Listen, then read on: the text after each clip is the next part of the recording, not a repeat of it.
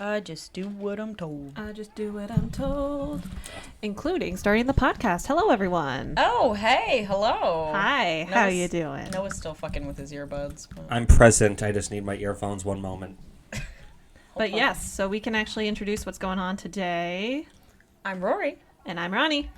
And this is Thank God. What episode, Ronnie? The final episode. The final episode of Have and Have Not. Well, season 1. Nice. It was a hiccup. And you want to tell everyone what book I'm fucking talking about today? Qua. Kingdom of Ass. My window is open. Sorry, I'll keep it down. She's very proud of that joke. Ronnie's the one who came up with it, so that's a lie. So I'm very proud of it. But yes, we are on part 2 of Kingdom of Ash by Woo-hoo. Sarah J. Maas. We are already on part 2 because we couldn't have 6-hour-long episodes anymore, dude. No. And, yeah. We're too old for that now. Yeah, we're too old for that. Past my bedtime. I'm just gonna... I'm literally gonna sweat to fucking death. I'm sorry there are children outside. I can't handle it. I'm sorry. They're the children at play. That is me and Rory's brother Lou yelling in the background. Ignore him. Yeah, It's always Rory's ignore. brother and I, bitch. Always ignore Lou. All right, so we left off at part 1 of Kingdom of Ash. Now we're at part 2, Gods and Gates. And Noah is our guest for today. We don't usually have guests For have and have not. for Have and Have Not. So this is a special occasion. But I really wanted you here for this because Noah's also read this book. And Rory, I really wanted you queer for this, but we can't always get what we Are wanted. you real proud of yourself for that one? Yes. Yeah. All Hi, right. Beans. All right. So part 2, Gods and Gates. So Gods and Gates. let's just get, again, thanks to Reviews from a Bookworm for your synopsis that I am now stealing and am making commentary on. So chapter 68 is where Gods and Gates starts off. So it says, Dorian arrives in Morath and sneaks in as a mouse. Which, if it was that easy the entire time, why didn't... Apparently, yeah, it was that easy the whole time. My god, they're just like screaming. Sorry, guys. It does seem a little odd that was such a fairly simple solution. I'm To aware such a there huge aren't. problem. Well, yeah, I mean, I'm aware there aren't that many shapeshifters, but evidently they had 2 on their team, and I feel they could have done a lot with that. Well, me and Ronnie have already made very clear our problem with like the concept of the shapeshifter inconsistencies in this book. So I'm not going to rehash it. If you listen to our last episode, I went on a whole rant about why that whole thing is stupid that Dorian can shapeshift at all. But yeah, what the fuck? Like a It mouse. implies that he's a fae, which is not something that's touched upon at all. Yeah, she doesn't expand upon that. And also, if that's the case, why can't all the Fae do that? And also, if he can shapeshift, why can he shapeshift into anything he puts his mind to?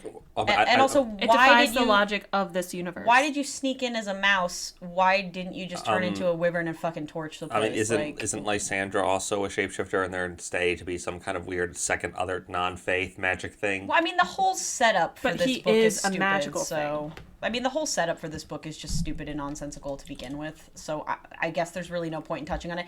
Well, you know what's funny is this revealed to me where you're kind of thinking to yourself, why didn't they make Lysandra do this? Like books ago, when they found out she was a shapeshifter, she could have just snuck into Morath as a mouse the whole time. Literally, a gnat. Yeah, like go in as a gnat. Fucking what? I don't know. Because they don't make clear, right, until this book how you can even kill Erewhon. So I'm thinking in my head this whole time until literally the end of this book that he could just be killed like any other person. In which case, just sneak in as a mouse and then fucking kill him. Yeah, Dorian ends up being like 2 feet away from this man in over the course of this book, which we'll get to in a second. Well, yeah, I mean, it is kind of interesting in that, like, you know, he is kind of like an archetypical Dark Lord, and I feel like, you know, pretty much all fantasy that has a Dark Lord kind of inevitably tries to mimic Sauron. With some kind of attendant. Will we get to that? Yeah, yes, but with some kind of Will we attendant ever? like idea that there has to be some kind of special intangible quality Yeah. to his being. like intrinsic weakness that only through targeting can they be defeated. But like they never really I feel like the book kind of acts under the assumption that you're thinking that, but. At the same time, like no obvious answer is introduced, at least Yeah, to my exactly. recollection. Like, there's no reason for them to think that, yeah, decapitating him like any other Volg wouldn't work. I mean, because it's not like they say, like, oh, his life force is in this ring, or this stone, or this helmet, or any other artifact. There's no thing that has to be destroyed before he can be made vulnerable. Yeah. There's only the fact that he's stronger than the rest of them that Which implies is a that- horrible thing. Like, it's, come on. Yeah, like, it's all you need to stupid. have a flaw. That's the big thing, is like every character needs its flaws. Like for Voldemort, it was his hubris. It was Yeah, the he's fact not that- a compelling villain. No. He's not a compelling villain at all. He feels like a fabric. It feels like a ghost of a villain, really. We just know he's super powerful, super evil, super big, super monstrous. But like, where's his humanity? Where's the? I know he's not a human, but like, if you don't, here's the thing, right? That's why we said in the past, I wish she had switched the conflict where she. Ooh, geez. sorry. I wish she had made Maeve the ultimate villain, where there would have been some kind of betrayal, because then it would have justified It would have been Erewhon more existing. Yeah, but Do you know it what more I mean? interesting. Like, it would have justified Erewhon existing and not being an interesting villain if he was like the original scapegoat. villain. Yeah, he was the scapegoat villain, and then Maeve turned out to be the real villain, and then it would have been like, oh my god, betrayal, like, and then that would have actually been Yeah. compelling. I agree. You know, so I don't know. It just, yeah, there's a lot wrong with this book. Anyway, we're moving on. But it says Dorian, when he's in there, he sees Maeve and Erewhon together. Even though Maeve was supposed to be like not wanting to work with Erewhon. Yeah, dude, this drove me insane. So this is what I wrote in my notes, because Maeve is talking to Erewhon and she's trying to broker some like deal with him. And I said, again, why? Because instead of allying with Aelin, which would have made way more sense, she comes crawling back to the one person whose interests are completely unaligned with her own. Like Noah said before in a separate conversation, sort of giving her sorry. the benefit of... We keep bumping into stuff. I'm so sorry. I'm trying to take a sip of my non-alcoholic beverage. But Noah was saying in a separate conversation... Continue. Oh yeah, we're back. Sorry. Okay, cool. Sorry, My cat guys. stopped the. Toby, this isn't about you.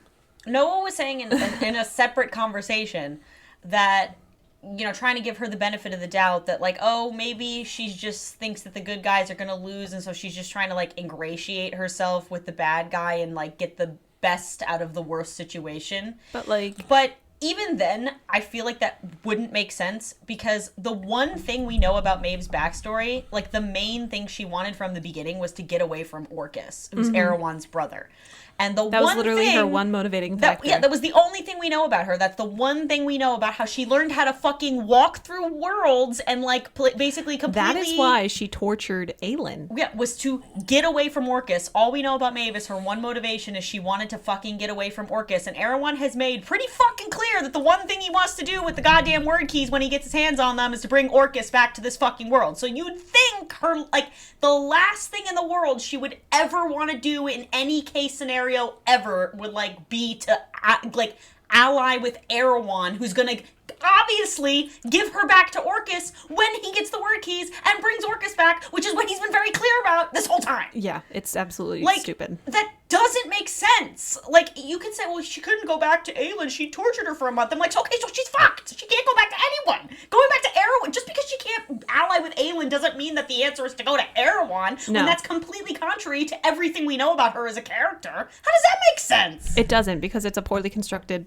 like plot. Yeah, I mean, so I've said this in, again, sort of private conversations with Rory outside of this podcast, but so I don't feel as viscerally towards Moss as maybe the other two. Like, I enjoy her books for, like, just entertainment, I guess, but one thing I think she's admitted, and this is, I feel like this does come through in her writing, is that she is kind of a seat of her pants writer. She just kind of But writes she's her... a very emotional writer in Yeah. that too. In that she's too attached to her characters. But I don't find that so- acceptable. I don't think that's an acceptable thing. so Personally. Sorry. Go ahead. And my point is that it kind of shines through with the way she kind of handles reveals.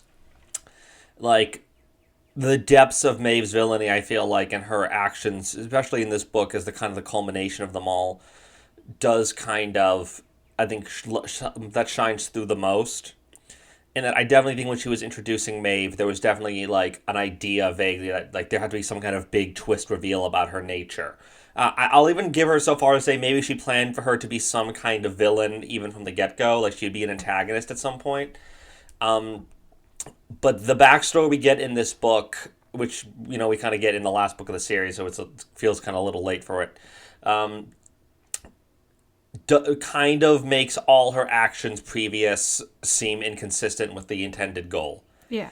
So like They're very malaligned. So yeah, it's like it's not like it makes me think that this wasn't real. Like this is not like there was no breadcrumbs that would lead us to this conclusion. Because it was literally a right by the seat of her pants. So yeah, it was like she's not like saying I am now weaving the threads I left together into a single tapestry that you are now is being revealed to you. It's I'm retroactively trying to justify all these actions in spite of what she did. Like the actions were made was kind of explaining away why she didn't recognize Aelin, But or why it's not a good explanation, or though. why she brushed No, off it's Aelin not. during her first meeting. It really feels like she's realizing, okay, I need this. This character is here now, but that doesn't fit with what I had them do. So I'm entirely recontextualizing her thought process at that moment in time. But she's doing it poorly. And the last thing I'll say, and then we'll move on, but it's like, please understand how fucking offensive I find that. This is why I hate her so much, is that I find that so fucking offensive that you are basically admitting out loud that I make millions of dollars every year conning you bitches by pulling shit out of my ass and putting it on paper and sticking a dick on it. You're welcome. Like, how are you more people not offended that she's just saying out loud she's a fraud? She's literally admitting it. Like, that is so fucking offensive to me. You want to say you're an author and then you're just saying out loud, yeah, I pull shit out my ass, I put it on paper, here you go, it's got a penis on it, enjoy. No, it doesn't just have a penis. It has velvet wrapped steel. Fuck you, Ronnie. But come on, like people think I'm crazy when I'm like offended by her, but that is so fucking offensive to me that you can call yourself a writer and you make that much money every year blatantly admitting you don't plan out your story, you have no interest in what your stories are suggesting, what they're implying, what message anyone's taking out of them, you don't give a shit like where they go, and the only reason you bother finishing them is to just What's a because character you're arc? I pressured. don't know. Yeah, like, don't care about character arcs, don't care about theme, don't care about character, don't, like, okay, so you're an author who doesn't care about things authors care about? Like, that's fucking weird. I will say, Like, am I on crazy pills? I don't oppose the method. Like everyone has their way. Authors. I mean, as much as we would prefer. But then you go back and edit, Noah. I'm saying like authors, as much as we might prefer otherwise, are still people. So they have their quirks and their foibles and their strengths and whatever. Like my reading, Moss, is that I actually had moments in all the stuff I've read where I actually felt like pathos. Like I felt like, oh, I empathize with this character. I understand them. Broken clock. That's all I have to say. I feel strongly about what they're going through, and I don't quite chalk it up to broken clock, but I do feel like, and that's kind of why I feel like the seat of the pants plot wise is what does kind of stick with me. Is that I have characters I do genuinely empathize with and want to like engage with, but the plots they're in are kind of a little haphazard, so And they contrived. so they don't really get the chance, I feel like, to grow in a way that would have been That's the one best thing for about them. Sarah J. Maas is that everyone loves her characters. I don't get why. Most of them are terrible. Most of them are. characters. Get out of here, Lou. Lou- You're not a part of this. You wanted to be a part of this? You should have read the book. Lou's backseat contributing, but But it's okay. Go ahead, Ronnie. I was accidentally muted. he's allowed to his opinion. But a lot of people find her characters most compelling because that is the most real part of her story. Like her story itself, people do not find to be genuine or real. That's the thing. It's like people resonate and want to support the characters by whatever means, but they don't really care what the means are. Like, Wow. even when like, but that's what I mean. It's kind of like, I don't know. It's upsetting that that's what But the here's the takeaway thing. is. Even that, I can't even. Here's the thing. I'm not judging anyone. I want to say that very clearly. I'm not judging you. Oh my God, stop. I'm really not judging you. The thing is, I can't empathize with you because, and I genuinely can't understand that point of view because. But the icing on the cake for me was I cannot understand not telling my partner that I was going to literally sacrifice myself and con them into thinking that I was still alive by using my best friend to take my spot. Yeah, like, this is the thing, right? Two things. Number one, to Noah's point, because this is the last episode of the series, so we can talk about this, because a lot of the plot stuff's, like, I'll blast through. But, like, to Noah's point about the seat of the pants thing, I'm not discrediting that as a method of writing, but when you're a professional author, you can craft your story by, like, not planning it out and seeing where the writing takes you, but then don't publish it. You have to go back and fucking edit. That's what fanfic writers do. And you excuse it because it's a fucking fanfic and it's what they do on the weekend when they're, like, not having open heart surgery. Like, sorry, guys, I couldn't post this week. Like, you are a Sorry, guys, couldn't go this week. My house burnt down and I found out that I've been having strokes every day for the last year of my life. It's not acceptable to me that somebody who's claiming to be a professional who gets to sit at home all day and do nothing but craft stories is, like, too lazy to go back and, like, fix her fucking story. Huge, monumental issues of the story. Yeah, like giant gaping plot holes. Like, quite literally, these are things that bring me out of the story. Like, what happened to that whole temple in Queen of Shadows? We don't know. The secret cavern? Don't know. Secret cavern. Secret cavern. And the thing about the characters is, I would agree with you in that, not that I would, I do agree with you that that's part of the appeal is that people connect to her characters. But to those people, I'm so sorry. I'm not judging you. I don't understand you because Don't hate the sinner, hate the sin.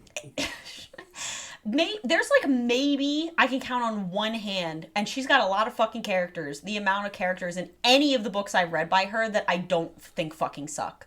Like, Feyre, worst main character ever, boring, stupid, no personality. Rhysand, charming, then you find out he's fucking manipulative as shit.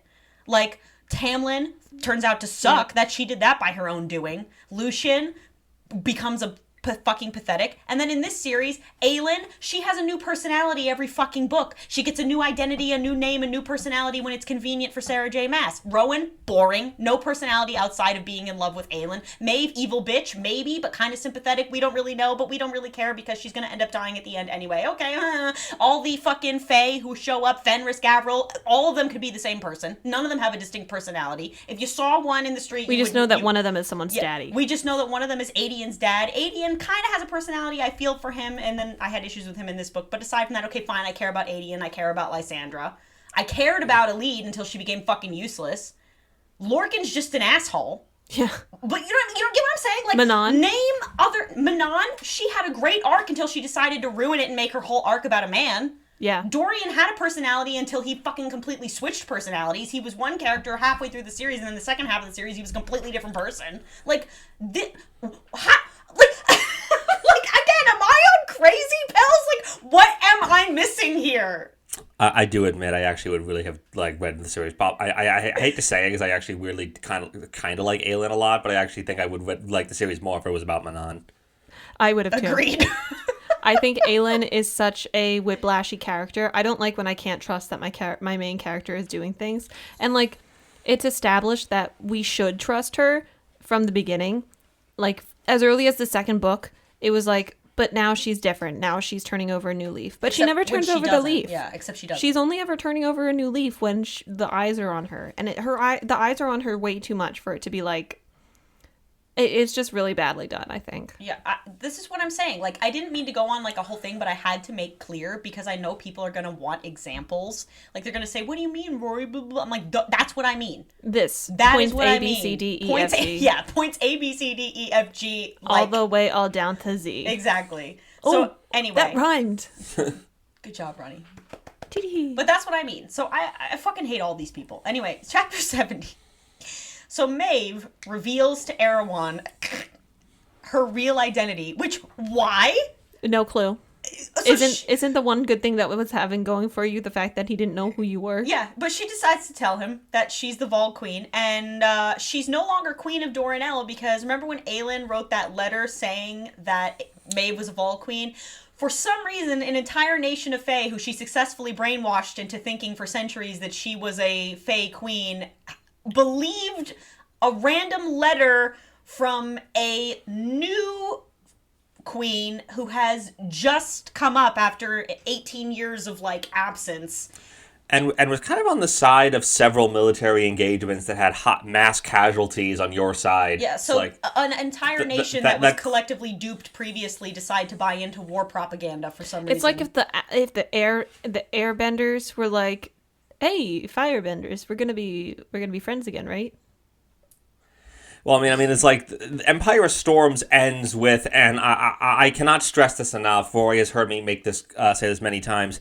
Given the scope of the Navy that Maeve brings to that fight at the end, I can only say that would constitute like the entire Navy of a sovereign nation. Yeah. That is potentially tens of thousands, if not hundreds of thousands of men who died on those boats, because I think it's stated that almost all of it is destroyed. So that what happened to the survivors? Like what I mean, if there were? I mean, naval engagements back in the olden days can get pretty bad.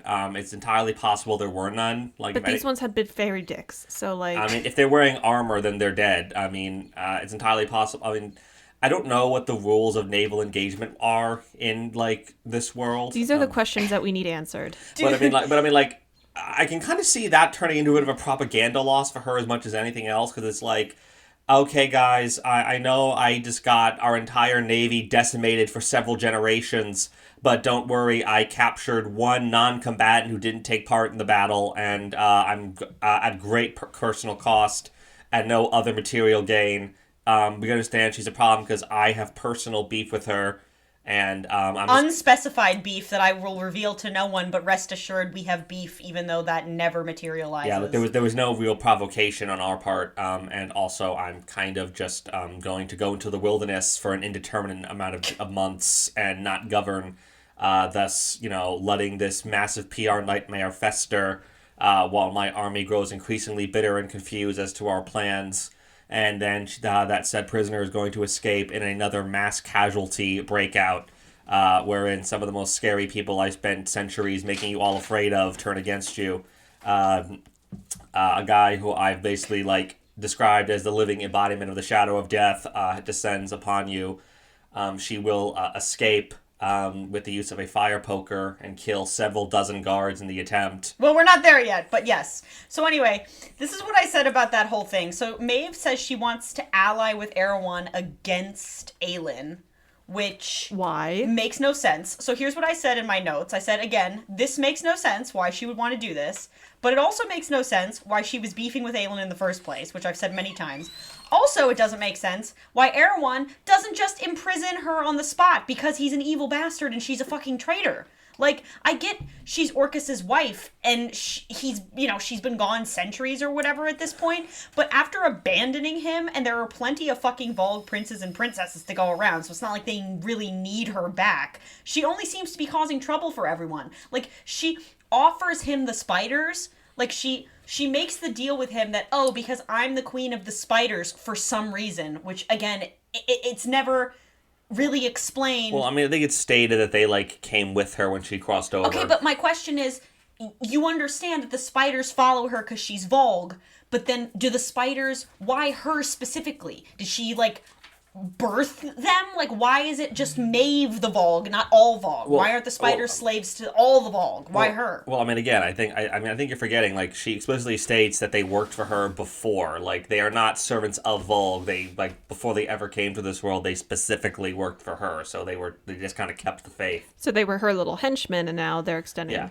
Yeah, it's not like they were we love the Volg, we worship the Volg at large. Oh, I see. Okay, well, because that was weird to me. But either way, she says, that she's going to let Erewhon have the spiders because he's having trouble finding hosts for the Volg princesses, which were just introduced, fucking last book. Last book, literally in Tower of Dawn. I'm I get that that's appealing because people are going to say, that's why he wants to keep her around and makes the deal with her. I'm doesn't seem like he really needed that. It seemed like it was only a matter of time before he could find proper hosts for the Volg princesses.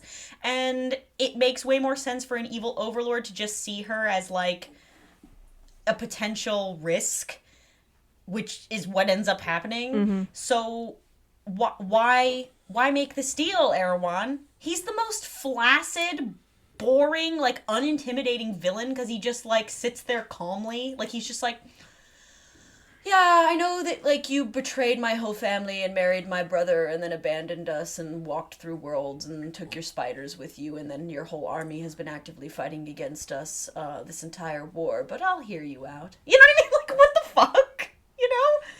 Like, I think okay, what a bad guy. I think the idea of like Erewhon's like respect for like his family, I think was sort of like an attempt at complexity.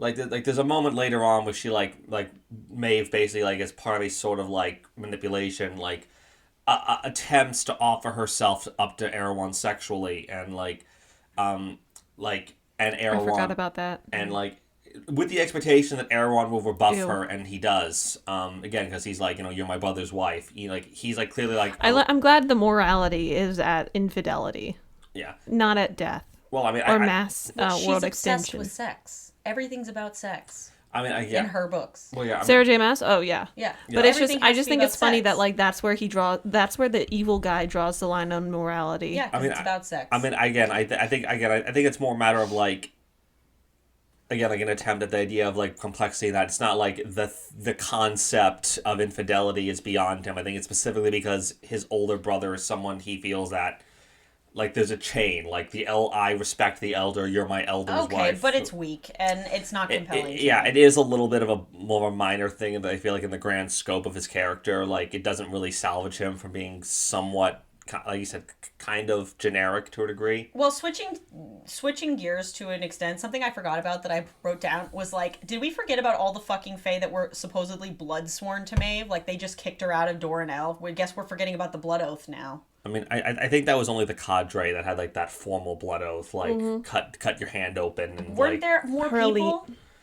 I think those were just like loyalists, like they were controlled more by like. Oh right, she made one of them kill himself. Fucking idiot. Well, yeah, I mean, yeah, one of the actual ones that was still left that was blood sworn and loyal to her is like killed despite his twin, who actively is rebelling against her, which bites her in the ass. Yeah, that's kind of another thing I do feel about Maeve, is that she kind of mass alienates her entire cadre she's been centuries Say hi, collecting. I'll give her a pass maybe for Rowan, because like Aelin did manage to trick her into thinking that she was getting something of a roughly equivalent value, but like severing Gavriel and Lorcan without killing them, thus meaning they now have a actually pretty intense vested interest in acting against you without any barrier to stop them from doing so. It's like, like they had like lack of loyalty. She was concerned about their loyalty, but you have a way of magically. She had a magical way of enforcing that. Now they have every reason to act on those opposing loyalties. Yeah. Toby. What was the Wolf brothers' name? The one who It doesn't matter. We already talked about it last episode, okay. but my point in this whole thing was I said I hate Maeve. She is an agent of absolute chaos. And not in a good way. And not in a good way. She is like the sticking point. Look. I like a chaotic villain as much as the next one. No, but she's an agent of chaos in that she is like an anchor in the story of ways this story doesn't make sense. Correct. She is the chaotic energy that we... Sorry, Toby. Something I said, though, that also was that I think it's funny that, like, Erewhon has supposedly been having a hard time finding hosts for the Volg princesses, yet the flimsy pregnant princess was enough for the last one. Toby. He's trying to crawl out of a window that's closed, guys. Yeah, that's actually a really good point. Like you're telling me it's so hard to find hosts for the Volg princesses, but the last person who hosted a Volg princess was like a fucking flimsy pregnant princess? Yeah. Like what? How did that make any sense? It doesn't. He's fine. Let him sit. Yeah, okay. And I said, this is a weird plan and it shouldn't have worked. Like, Maeve should not have this kind of leverage. I get Erewhon wants to use her spiders, but honestly, fuck him. He's kind of doing all right without them, and it's clearly possible he'll eventually get the princesses the proper hosts. Makes way more sense he would just get rid of Maeve.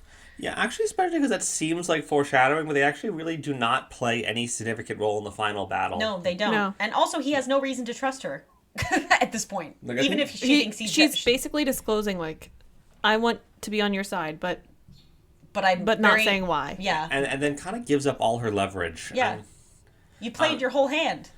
And that worked? Somehow. Anyway. You know how it worked. It's because Sarah J. Maas allowed it to work somehow in her universe. Absolutely. Because her characters are what they need to be in the moment to facilitate the plot development in whatever means necessary. So anyway, Maeve leaves to go to her chambers while Erewhon thinks about her offer instead of just killing her. But Dorian follows and Maeve... or at least having her detained. Whatever. But Maeve goes to her chambers and Dorian follows her as a mouse and she conveniently traps him. I mean, why did she know it was him and not fucking Erewhon? Never really explained how she could tell that the mouse was really Dorian, but okay, she steps on his tail and she's like, "Hello, Dorian." Which, what? Last time, first of all, she's never even met him. And second of all, even if she had, it wasn't when he knew how to shapeshift. Yeah, so, that actually is a good so point. why do you... She can, like... Why do you know that that's him? She shouldn't. Wouldn't she at least have assumed it was Lysandra? I mean, I assumed, like, that's, like, at least Aelin was known to be hanging out with a shapeshifter for a while. Yeah, like, none of that Do you made think she sense just to goes me. around to everyone who's new in the castle and goes like, "Hello, Aelin. Hello, Dorian." And then one day she's just like, She's "Oh, like, damn, that worked. I got it right." I mean, what the fuck? So anyway, chapter 71, Maeve tells Dorian that they can work together and that she wants the keys so she can get rid of Erewhon and his brothers for good. So Like, she's trying to play double agent after she systematically tortured the girl who wanted to work with her the entire time. Yeah, Well, absolutely. yeah. And Yeah, she I mean, tells it's him like- that Aelin, she tries to like manipulate him by telling him, "Oh yeah, Aelin's glad that he has the keys because like then he'll be sacrificing himself instead of her," which is so funny because you think that that's going to be significant that she brings that up to Dorian, that Aelin secretly wants Dorian to be the one to use the keys, and Dorian's literally like, "Yeah, I don't blame her. That's not an issue for me." Yeah, my best friend wants me to die. It's okay. And I said, "Bro, this whole conversation makes no sense. What is your problem with Aelin, Maeve? Like, you want Dorian to help you, yet at the same time, you're trying to turn him against his ally, who he's been allied with this whole time? For what reason?" Well, yeah, I mean, it's like... Again, this feels like I can see where the intent was, but where it opposed to where it kind of ended up. Like, I can, I recognize villains have to have like really catastrophic flaws that have driven them to like the point where they are now a villain in our story. Mm-hmm. Like that's what drives them. Like, not every villain has to be able to be a protagonist. Like, Maeve has a major catastrophic flaw, and I get that part of it is like pride. Like, Yeah, maybe but there's nothing to she was like, I think she give her as a plus, though. Like, if know, you have like- a big flaw, you should at least have something that can... I don't know. Villains need to be complex. Like, that's why... I find that, honestly, I kind of disagree. I don't find any need to have like I know people say, "Oh, real life isn't black and white. There's always shades of gray," and I'm like, No, I bullshit. don't have a problem with your villain being unapologetically evil, but they can't be fucking boring. And in Erewhon's case, and they can't be fucking nonsensical in Maeve's case. Well, my point is that like I can see that he's like she has a staggering pride, and like she felt slighted about her Aelin's parents keeping her away, and she wants some kind of, I guess, vindication or vicarious payback. But that doesn't make sense But, either, like- because that motivation only made sense when we were under the assumption that she was her aunt. Or But like now she- that we or know she that had she any wasn't kind of- anyone's fucking aunt, why are you slighted like fucking Sleeping Beauty, like Maleficent? Like, why are you Yeah, like- slighted? You weren't in Aelin's life when you're not actually related to her and you're a Vulg and you shouldn't care about anyone. Yeah, and Like, again, You should feel no kinship towards the girl that you, like, again, systematically tortured. yeah, like again, like even if, your jealousy of Aelin only made sense when we assumed you were relatives. Now Yeah. that and that you were jealous completely that doesn't make Aelin sense. somehow got a bigger, badder, better power. yeah, and again, Now it like turns out you're not even from this fucking dimension. Like, why? What? Why are you jealous of... I'm just a baby. Why are you jealous of me? I don't get it. yeah, I get it. It's like it does seem odd then that like she has this sense of feeling slighted, or like it's unclear what she even really wanted with Aelin. Like, I don't even think she knew, dude. and again, it's like, and I guess like we can maybe assume in like with more context of what like the cadre existing, maybe she wanted to get her under her thumb somehow. But it feels like this is, again, I think this is kind of the problem of trying to write someone who's smarter than you. Like, Maeve is clearly meant to be a manipulator. Like, she went through very great lengths to kind of press the cadre into service one way or another. And given, like, I guess maybe to a degree knowing she is Vulg and therefore kind of, inherently an asshole, she uses very cruel and, like, sadistic methods, like only Lorcan seems to have joined really voluntarily without some kind of outside pressure, like compelling him under threat of harm or harm to others or some great grief she exploited. But it feels like if she's been around this long, she has to have gotten by on something other than threats and misery. Yeah. You have to be able to offer She was something else. So a it's like, semi-respected and feared figure, yet I find nothing respectful about her. so like, I mean, this is kind of like, I guess to pull back to something earlier, like when Aelin is captured by Maeve and she's like torturing her, like for like the information on the word keys, like, you know, she resorts to like mental illusions and stuff. And one is like, she switches up and makes a nice one, like the idyllic life Aelin could have had. Like, oh, you're the Princess of Terrasen. I'm your beloved aunt who adores you and you love me in return. I give you gifts. You met Rowan under ideal circumstances as part of my bodyguard, not in like the lowest, worst point in your lives. Mm-hmm. And everything's good. So that, to me, though, that kind of creates a problem of, therefore, that means she is, in fact, capable of conceiving of that scam. Mm-hmm. Like, if you said, like, she's Volg and therefore is incapable of any kind of compassion... No, I said that last episode that people were going to use Maeve's... Vulgness. Yeah, vulgness to justify her unnecessary cruelty, but...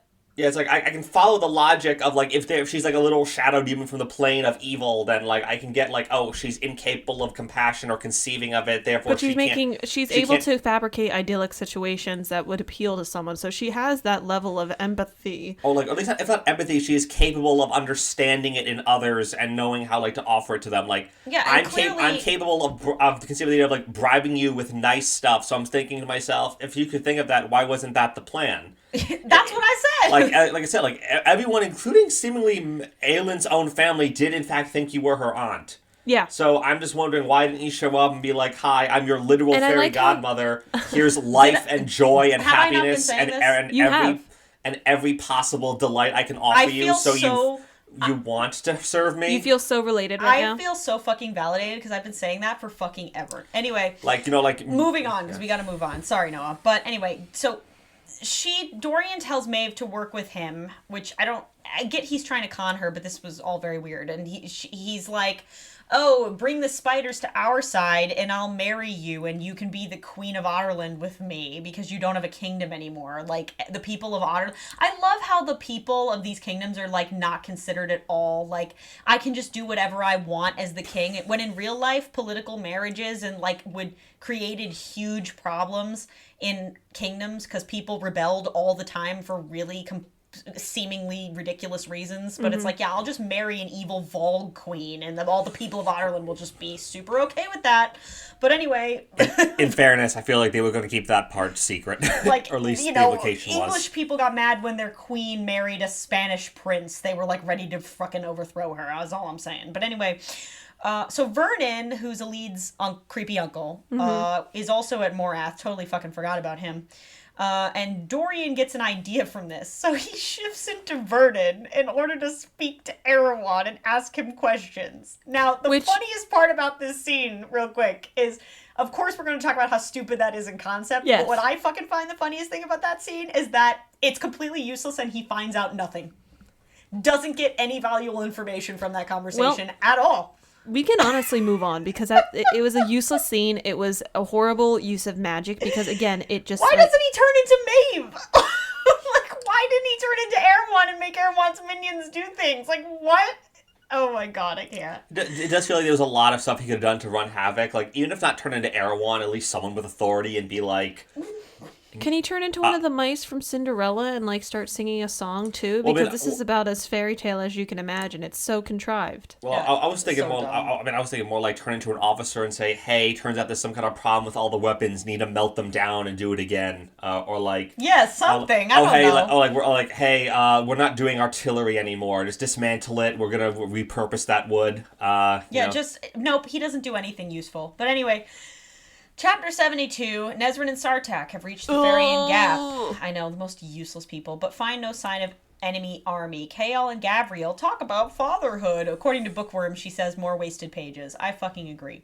Nezrin and Sartak arrive back to inform them they found no trace of the Iron Teeth at the Farian Gap. Okay, didn't care. No, chapter 73. May brought 6 spiders to Morath, and the princesses are now in them. And I said... my comment Which about this. also, why are the spiders now inhabiting the princesses? Literally, what I said was the spiders are clearly sentient and can do their own magic. I get Maeve as their queen or whatever, but even the witches had to be convinced to do the Volg breeding shit. It seems weird this was so quick and the spiders were so on board with being possessed. Like, they've... Even though, like, all You know? the witches are descendant of the Volg, like, they know that. And that's why and the grandmothers and the matrons accepted, like, Erewhon's deal. But, like, genuinely, they're really giving up all sense of individuality and independence in a war that they're probably going to be killed in just to be inhabited by someone to which there is no known reversal for. Yeah, and to the person that to the person that they've been told was their enemy for like hundreds of years, and after remaining for hundreds of years in mountains like apart from Maeve, she hasn't even fucking spoken to them and like until now. Not even a postcard. Like, Greetings this just all from feels Dornell. so weird. It just feels like this is the ending to a different story than Can you what imagine- came before it. Can you Do imagine know that? what I mean? Can you imagine that postcard though? Greetings from Dornell. Please let my evil minions inhabit you. TY. Also, we need to catch up. It's been years, like hundreds of them. Like hundreds. Also, like, it's kind of a weird little sidebar. I was under the impression that, like, the Rooks, if not the wider southern empire of, like, the Khanate, was, like, at war with the spiders. I don't know about Like, that. you know, but... they burned that huge nest and killed a whole bunch of them, and they know that they're, like, the foot soldiers of a Volk Queen, which is probably, like, the most terrifying thing anyone in this world has ever conceived of. So why they're like, okay, we need to do, like...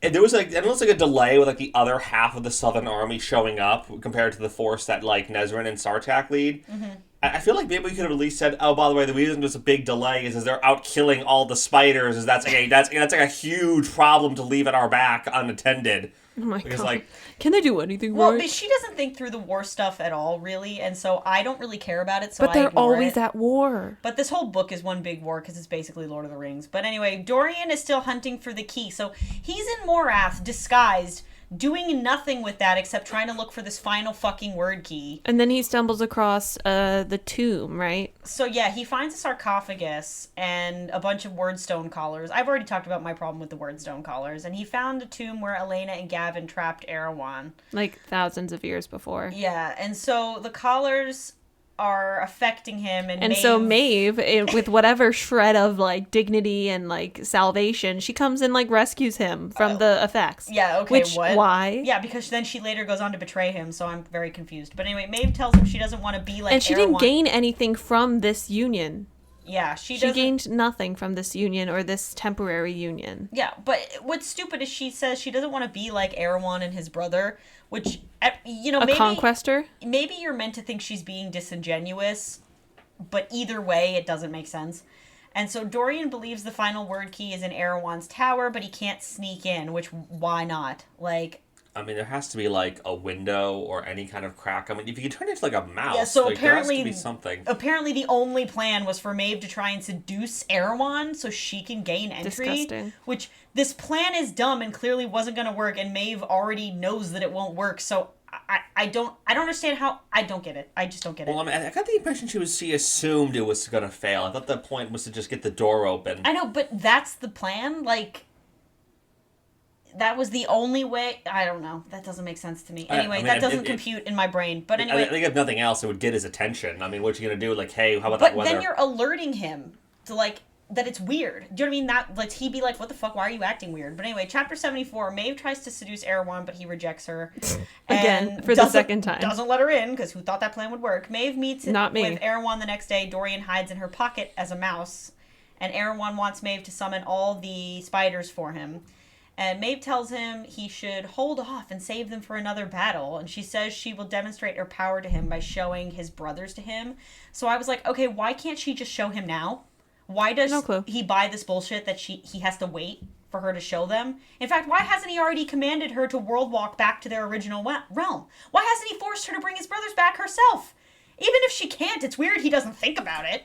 Like, Maeve... Maybe he just knows. Maeve fucking put Aelin in a box and tortured her for months, and he's letting her Beauty and the Beast around this fucking castle. He's a real nice evil overlord if he's not waterboarding information or magic out of this fucking bitch. Like, Yeah. She literally walked through the front steps, too. Yeah, I feel like that's kind of the wider problem of, like, magic is a very big role in this world, but it also does seem to have very unclear rules and limitations. it's so weird. But anyway, Especially even internally, like, like how much magic Dorian and Aelin can pour out at a given setting seems unclear. It's like, yeah, it makes no at sense. times it seems like they throw around a lot of power and just wind a little winded afterwards. Other times it's like, oh, this one burst of power was so much that they're, like, passed out. Yeah, it makes no Yet sense. they're training their magical reserves all the time, yet their magical reserves never seem to improve. Yeah, and sometimes you can just read it in a book and know everything, and then you have all this new magic because of book, apparently. But anyway, Book magic. Chapter 75. Adian and his forces are setting a trap for Morath's fleet. They set explosives underground, ignite them, and it destroys 2 of the 3 witch towers they have brought and breaks the other. Oh my Morath- gosh, it's almost like she couldn't figure out a better way to destroy a tower because that's exactly how she did it in the last time they had It's to destroy a also tower. exactly what happens in Lord of the Rings, that they use explosives. It's so nice she had to do destroy it twice. Helm's Deep. Like, because I'm saying where I wouldn't draw parallels to Lord of the Rings so much if it wasn't so obvious that that's what she's doing, because the explosives come the fuck out of nowhere. Like in Lord of the Rings, the idea of the black powder was set up from like the second book and then was used.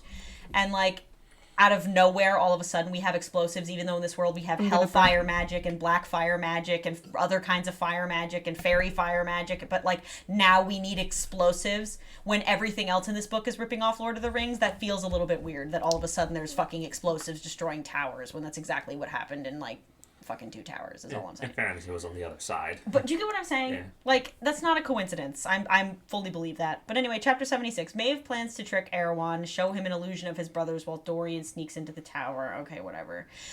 Why Erewhon doesn't notice this and falls for this is beyond me. But anyway, Dorian gets in. He finds a woman in Erewhon's bed. So apparently this dude... Finds the comfort of mortal women, okay? loins. And he finds That seems the a bit word like key. he's going to conquer all humans, and yet he's trying to find He's sexual sleeping with- gratification yeah. in them. He's sleeping with one.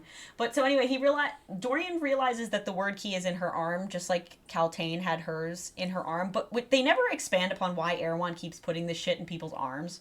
I mean, I guess the point of embedding it was like a safekeeping thing. I got the impression it had All some you have to kind do of... is steal the person then.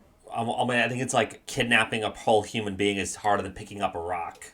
I guess, whatever. And it's like... Not when you have a really, really strong left hook. So finally, Dorian finally shifts into Erewhon and tricks this poor girl. So he can turn into Erewhon. I forgot he did that. And then he cuts her arm open and takes the word key. And Maeve shows up, kills the girl, and then uses her powers to try and enter Dorian's mind and control him, like betray him. And I said, That happened quickly. why would she think this is in her interest to fuck Dorian over? Like, you already have Erewhon believing you're on his side. Like, what does this do? You helped Dorian. So, like, what's your end game here? You The helped endgame would make it Dorian, look like she's more on the side of Erewhon because she's but he trying. already has put his fucking people in her care and Quee. She's already on Erewhon's side. She literally doesn't need to do this. Like, she doesn't need to do this. What's the end game here? Here, Erewhon, here's the word key you already had safe. Like, I don't get it. Especially because if the plan was simply to betray Dorian, I feel like she could have done that at any point. Literally at any time. Yeah. Like, this made Arguably- no sense. In fact, arguably... She under- waited until Dorian did something that Erewhon wouldn't have liked, and then did something. Actually, she did something Erewhon didn't like because she didn't actually show him his brothers. And maybe it would was be- explicitly an illusion to delay him while he did this. But maybe it would be justified if she needed the word key, but she doesn't. Like, Maeve doesn't need the word key. She can't. Like, Well, she can't use it. She has no reason to use it. doesn't she think she still has them, or no? No, she doesn't. But I think the point was like, I think the plan was like if she can get the word keys away from him, she can continue to ensure he never brings his brothers in, which is have been like her whole goal. But once more, alienating the good guys is counter to that end goal because it's like, again, like even on a purely pragmatic level, not even just like alien, like they could be allies. It's like, again, she explicitly has nothing. She has no kingdom, no armies, only so much power, and she seems to think Erewhon could beat her, so she's always like afraid and deferential to him. So like, it gains her nothing to simply steal it and run away. She's like, what's the plan? Hide in a cave for a few thousand years while he runs the world and gets bored? It doesn't make any sense. So anyway, what happens in chapter 78 is Dorian tricks Maeve into believing she could control him, and the whole time he has been learning her power So Dorian now has control of Maeve's mind for some reason, reveals he used his magic to weaken Morath's foundations and will bring the whole palace down. And he leaves, gives Maeve back control of her mind, but takes away her ability to make portals. So she's had the ability the entire time, essentially. So Dorian single-handedly did... Where did he... I have in all caps in my notes, what the actual fuck? How can he do that? You're telling me that Dorian just took away her world walking powers, something that only she knows how to do because she's so powerful and from another dimension, and he just took them away. How? Fucking how? I'm so fucking angry. We never see how he learned her power or whatever bullshit. He just pulls that out of his ass.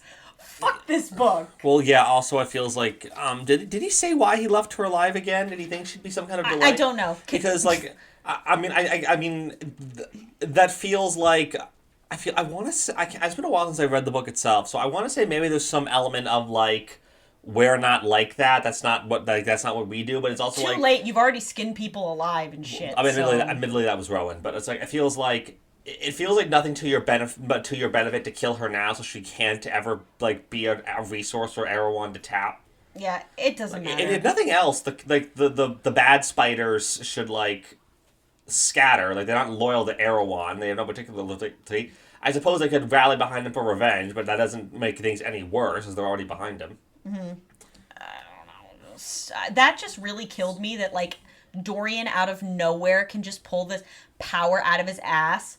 Like, just being around Maeve, you learned her power, something she needed Orcus's library to learn how to do, and not even Erewhon or his brothers know how to do, and you, random prince who just, like, has magic for some unspecified reason, like, learned her powers and can somehow defeat her and play her at her own game. Like, what? Where did you learn how to do that? Yeah. I hate this book so much. I mean, he's just a super powerful character, and we only found out he's almost... I would argue that Dorian's probably the most powerful character. Yeah, because he's more badass than Aelin. He took away the ability to world walk from a world walker who is like thousands and thousands and 15,000 years old. And that world walker has defeated Orcus in some way, shape, or form. So it's like... Well, he's outsmarted him. Exactly. Like, he is somehow more of an important character than even SJM is giving him credit for. And I feel like she only decided that she wanted to give him this. Which is so funny because she's so, like, feminist, and then, like, literally, like, Dorian's kind of like the hero of this book. It's fucking hilarious. Well, but anyway... What? I feel like we're probably going to get to the part of that. Yeah, we'll get to it anyway. So chapter 79, Irene tells Alid that she can heal her foot, and it's the whole thing, but she's saying that it'll be painful, and that Alid says they'll deal with it when they win the war. It never comes back again. Borte arrives and says they found Vernon in the mountains. So Vernon gets kicked out of Morath because of how Dorian was acting when he was pretending to be Vernon, that Erewhon fucking kicked him out. Yeah. And Vernon, it did turn out to do something good. It did, but not really. I mean, it doesn't really have any bearing on the plot at all. It just makes our main characters look fucking horrific because eventually they leave him barricaded behind a stone wall with only half a cup of ale for sustenance, like presumably to starve to death. Yeah, that basically he's good. They leave him in a locked room in chapter 80 to fucking starve to death. Well, I mean, on the one hand, you mean, like, fuck Vernon, he's an asshole, but, you know, that is still a pretty dark thing. That's really fucked up, and the only thing they get out of it is information that Maeve is in Morath, which I feel like could have been found out any other way. Like, it's not like a plot necessity that, oh, this had to happen this way. Like, anyone could have fucking told them that. There's a million ways they could have found out that information, so it just felt fucking stupid. And... Chapter 81, Darrow shows Lysandra the last of the sacred texts from the Library of Orynth that was boring and stupid, and they ready for a battle, and they see 1,000 wyverns and witches flying towards them, and Adian plans to fire Rolf's fire lances at them. So Adian tells Lysandra to take Evangeline and escape through the tunnel at the bottom of the castle, fucking convenient, and then he tells her he's in love with her. Like, too fucking late, Adian. We already talked about this last episode. But the wyverns appear from the north, and it's Manon and the 13, and they've brought the army of Kraken witches with them. So finally, the Manon and the fucking Kraken show up. So And it's again, to bring it back, how the Kraken became on Manon's side was so incredibly short for the amount of buildup that we were given. yeah, hilarious. I mean, I want to stipulate one little detail about the Krakens is that the Kraken force is 5,000 strong. So apparently, like, they actually, to a degree, seem to outnumber the Iron Teeth, which kind of like does recontextualize the entire little shadow war they had going on. I mean, apparently the Iron Teeth were losing. Because they are explicitly outnumbered. It's like little spoilers, but like the Iron Teeth get reinforcements, and the total force cumulatively is still fewer than the Krakens.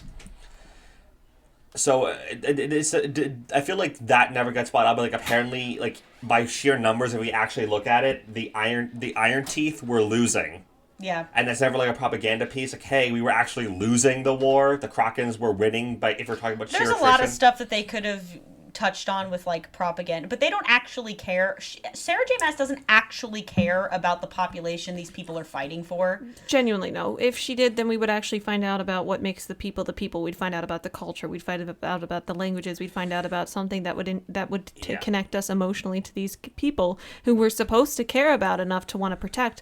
But literally, all we've been given of Terrasen is that it's a farmland ruled by assholes. But we haven't been told anything about the people except one people, which is Marion, which is Elid's mother. Like, literally, that's the only connection to Terrasen that's like overwhelmingly positive. Yeah. And that's only because Marion like sacrificed her life for her. Yeah, we she have no has no connection for interest in exploring these people Aelin at doesn't all. tell us how much she loves her people or how much she loves her culture or the traditional food. She doesn't tell us how much she liked the balls growing up. She didn't tell us how much she enjoyed going on political trails and like following around Orlin and everyone. Like, I feel like it's weird that like Aelin kind of loses it so young that I feel like she never really had the chance to like live and understand her culture beyond a very surface level. Like, she lived a very but she doesn't even privileged- talk about it. Like, Yeah, when she- I she- talk she- about like my memories growing up of like going to family dinners and like I remember like my routine at night. I remember like going to meet people. Like, she My was point is, she like, was it's 7, like- 8. Like, she was in second, I'm third grade. saying it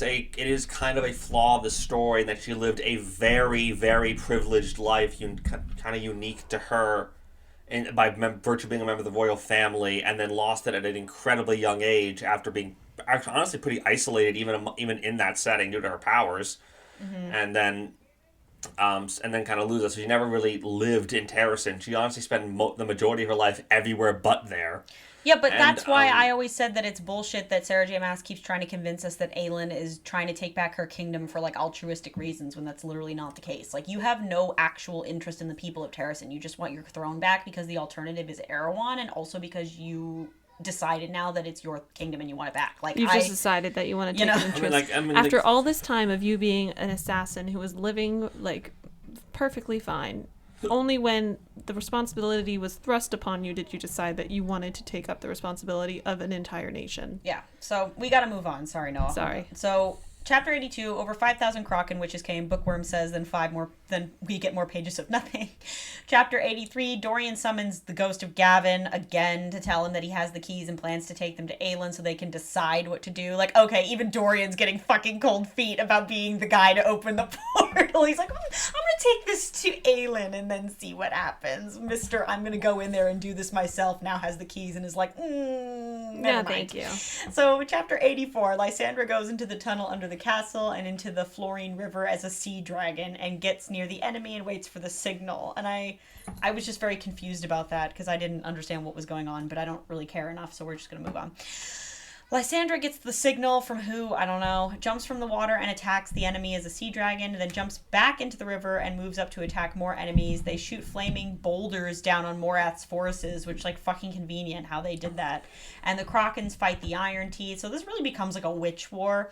And then they say a siege ladder hits the wall and a Volg princess arrived. And I'm like, okay, again, with Sarah J. Maas not having any stakes, I don't give a fuck that a Volg prince arrived. You know why? Because we've met, like, fucking a ton of them at And they've this all point. been defeated. Yeah, like, oh no, another person we fucking defeated like 5 times by now. Well, yeah, actually, who cares? Actually, that's another example. I feel like of this kind of like the power level seem a little inconsistent. Like no stakes whatsoever. Well, I mean, it's like there's like that. I think there was like there's a scene. I forget. I think it might have been Empire Storms. Where, like, Aelin meets like the former head of the prison camp she was stuck in, and he's like been Volg possessed, but like more so. Like, his heart is like solid metal that says like Volg runes etched on it, and that's so he's like super possessed, and like she's like pouring Aelin at the apex of her power, of like the height of her literally god-given gift, is pouring like melting the cobblestones into this man, trying to destroy this like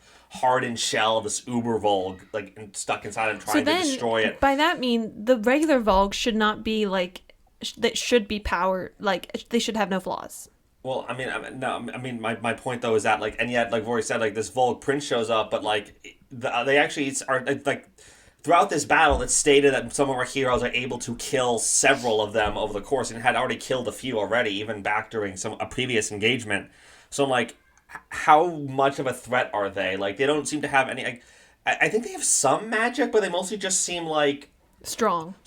They're just better fighters compared to the rest, and they kill quite a few of them. But that's my point, is that I never understand the stakes in her story, because she doesn't set up a world where I can understand what is and isn't serious. Like, I'm like, okay, should I be threatened by this? I'm not really. Like, I'm confused, you know? Yeah, and look, I get, like, look, not every book needs to be military fantasy. Like, you know, I don't need, like, a play-by-play of, like, the supply trains, the quartermastery, like, how the units are divided into, like, companies and regiments and all that. But, like, I do. A whole big, almost the entire back half of this book, the, like, oddly, there's, like, you know, an A and B plot. There's, like, our adventurers doing their quest to take on more, like, find the word keys and take on Erewhon directly, and then you got the rest of the cast, you know, basically hunkered down in the capital of Terrasen, fighting this very long, explicitly, like, months-long, protracted, like, combat over the, like, against the armies of Morath, and it's like, if we're going to spend so much time on this very protracted battle, then I feel like we do need a little more clarity in, like, how these armies are functioning. It's like, the Morath's armies seem to be, like, generic bad guys, like, we don't care about our own deaths, so we just throw ourselves at the walls, but it's like, attrition has to be taking some kind of toll on them, and how are they being directed? Like, how many Volg princes are they, and how much authority do they have that, like, their loss doesn't seem to encumber their ability to function? Yeah, there's a lot of questions, Noah, that she leaves unanswered. So we're honestly, those are very good points, but I don't even want to go there, because it's like, because we're never going to get a resolution. It's pointless. It's all she doesn't care enough to give a resolution. She doesn't care. Yeah, she doesn't care, so why should I? So anyway, if she cared, she would have included it. Exactly. She's a lazy writer. And if she cared, she would have asked questions. Does this make sense? Am I missing anything? She would have listened to feedback readers. She would have done this instead of, like, just publishing whatever she wanted to, because she had the popularity to do it. Yeah. So anyway, chapter 87, Rowan has redone Aelin's tattoo, given her another one, telling their story. Elide and Lorcan get a fade to black sex scene. And Bookworm says, so we get 500 awkward as fuck Rowan and Aelin sex scenes, but this she decides to fade to black. And I said it was still cringy and uncomfortable. So Dorian finds them, so he fucking teleports, apparently, like, to his friends after being in Why Morath. can he do stuff that Rhysand can? Yeah, he kind of is. Oh my god. He literally even looks like Rhysand too, like, description-wise, so that's fucking hilarious. He's like Rhysand prototype. But there's no reason why they should be related. Yeah, I don't know. But Dorian finds them. He tells them he has the 3 keys. Love how quickly that happened. I like how he just got his stuff and poofed out of there. Yeah. When it took so long for him to actually poof in there. It's so dumb. Like, all the stuff with Morath is stupid. But anyway, chapter 88, Morath. Oh, but we have to mention that he did, in fact, bring down, like, a huge chunk of Morath. Yeah, by himself. Just crashed the whole thing down, which I feel should be a bigger deal than it was. Like, I think it's stated there was a whole bunch of, like, Volg collars in, like, the catacombs that are now buried under the rubble, so they can't use them anymore. Mm-hmm. Which I guess, like, is kind of, like, a win in the sense that, like, now Erewhon can't, like, reinforce his armies, that they can't make more of them.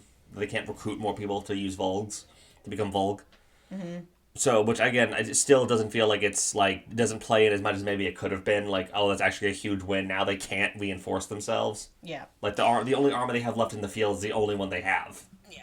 Well, all of the stuff with the Vault collars, me and Ronnie talked about how that doesn't make sense anyway. Nope. But chapter 89, Manon wants to save Abraxos. He's trying to dive for the ground so he can kill somebody, I don't remember, and save Manon. And Manon plans to try and jump from Abraxos onto another bull. Oh, sorry, I forgot to say. Morath is now trying to enter through the river that Lysandra used, and Iskra Yellowlegs attacks Abraxos and Manon. That's what happens.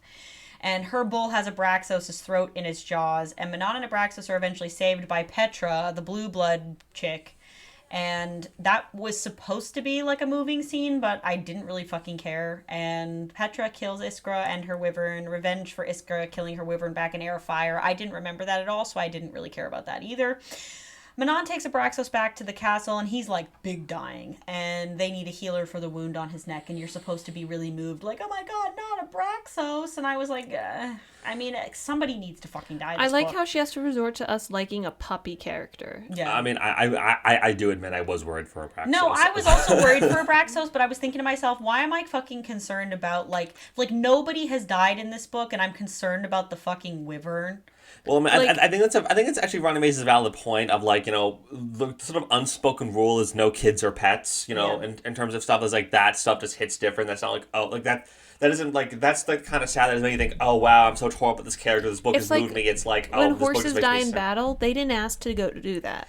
I mean, yeah, I mean, my point is though is that, like, what if you kill off like a character who's like a kid or a pet, then that's not like, that's different than killing off a regular character. If like a member of the main cast dies in heroic Nothing. heroic sacrifice, then that's like, oh, this book is sad and I'm moved by this moment. I'm gonna cry about it on TikTok. But Hedwig dying broke me. But yeah, but the stuff like that is like, this is just sad. I'm not sure I want to continue dealing with this. Yeah, like, So- it's just sad to be sad. So it does feel like a kind of like way to hatchet up the harm, but But like it creates some fake. I always hate when you have to give those cheap low blows, like when the kid sister gets sick, or when the family dog like runs away. Like, I feel like that's he was such my a. dog. I'll do it, ma. I feel like it's so below the belt because it's like you really don't trust that you can give us the same emotional response with your characters that you've already established. You have to resort to like the holy trinity of no kids, no like animals, and no grandmothers. Like, yeah, like, what the fuck? Then again, like, Kill the Dog, like the first 20 minutes of John Wick, that got a 4-movie franchise. So what do we know? Well, but that was like different. in But a book series though, where like you have them as yeah, companions. we might as well fucking get Fleetfoot in here and threaten her with a knife. I Like, know. get a That response was one out of the us. first things I search when I like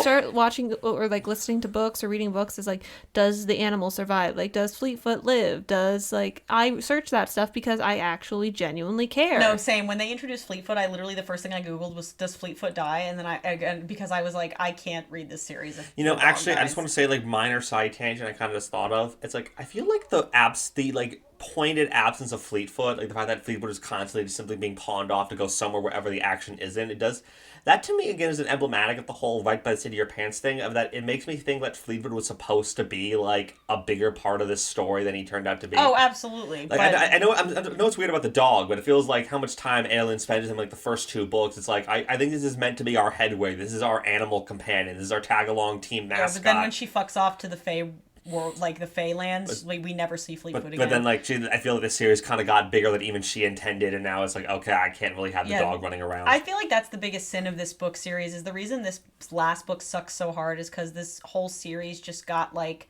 escalated to an insane degree, and she just had to wrap it up, and she didn't really know how, and the only way for it to be wrapped up was through like this big epic war, because that's the stakes she created, but she really was ill-equipped to be writing a war book. And so she just pulled shit out of her ass and called it a day. Yeah. But- so either way, but Yeah. I think also to your point about killing off characters is that, yeah, it's like, you know, spoiler, but a very small number of our characters die, and honestly, it's not even really many of the main cast. Yeah, so it's really lame. But anyway, Morath have repaired one of their witch towers. So I just want to say, side note, I don't really care enough to get into it, but I will say that I'm so confused about these witch towers. Like, I never, from the minute they were introduced, understand what they did, why they're important, what the purpose of them is. So I think they're basically like artillery pieces. Like the witches have that yielding thing. It's basically a magical suicide bomber. Yeah. And basically one does that in the sort of top, and the magic mirrors basically direct it. So it goes from like a stationary omnidirectional blast to like our targeted blow. That doesn't feel very efficient. Nope. I mean, it's I mean, in this setting. One are done. I mean, neither is our suicide bombers, but it's sort of like if you are willing to make the sacrifices, you can blow big holes in things. All right, okay, whatever. I think it's meant to be like a thing that can make the whole idea. Whatever. Okay. Manon wants to break it, and Astrid and the 13 knock her down, and they fly to this like last witch tower, and Astrid finally makes it. All 11 of The 12 who rode out. all 12. No, there's 12 of them because Manon's the 13th. So 11 of the 13 get killed trying to get to this fucking witch tower. And Astrid makes it to the witch tower and blasts the tower and destroys Morat's army single-handedly. And so all the 13 except Manon fucking die in one blaze of glory. And my Which notes... was such a cop-out, by the way. You can't kill off a character that we actually care about, so you kill off of a characters like that 12 that people one we don't know. that we don't know, but someone we cares about. Yeah. Well, like, I mean, the friend of a friend. Well, I mean, so like, I'll admit, I will not like claim that I wasn't at least a tad misty-eyed. I was like, oh, that's actually kind of sad because I felt bad for Manon. I felt bad for Manon, but I didn't like, actually care about them. I will say that like the two characters who just are called the Demon Twins, who but like we never learn more about them. Like I guess we're to assume that they're like the most sadistic, but also like It doesn't we never even matter. learn we literally never learn their names, so it does feel like a bit of a negated moment. Like the 13 weren't like. Only a few of them had distinct personalities. The rest were just kind of part of the collective. They were so homogenous. It was ridiculous. Yeah, the only one we knew anything about was Astrid. I literally just pictured Astrid for all of them. And honestly, I had Astrid marked for death, like, basically since book 4. Because she was such a tragic character already, it only makes sense that she couldn't live a full, fulfilling Right. life. Like, the only way Sarah was J. mentally Maas... prepared. Look, the only way Sarah J. Maas could kill off a character is when she already established that they were just, like, an unredeemably, like... Broken shell of a miserable woman. shell of a person.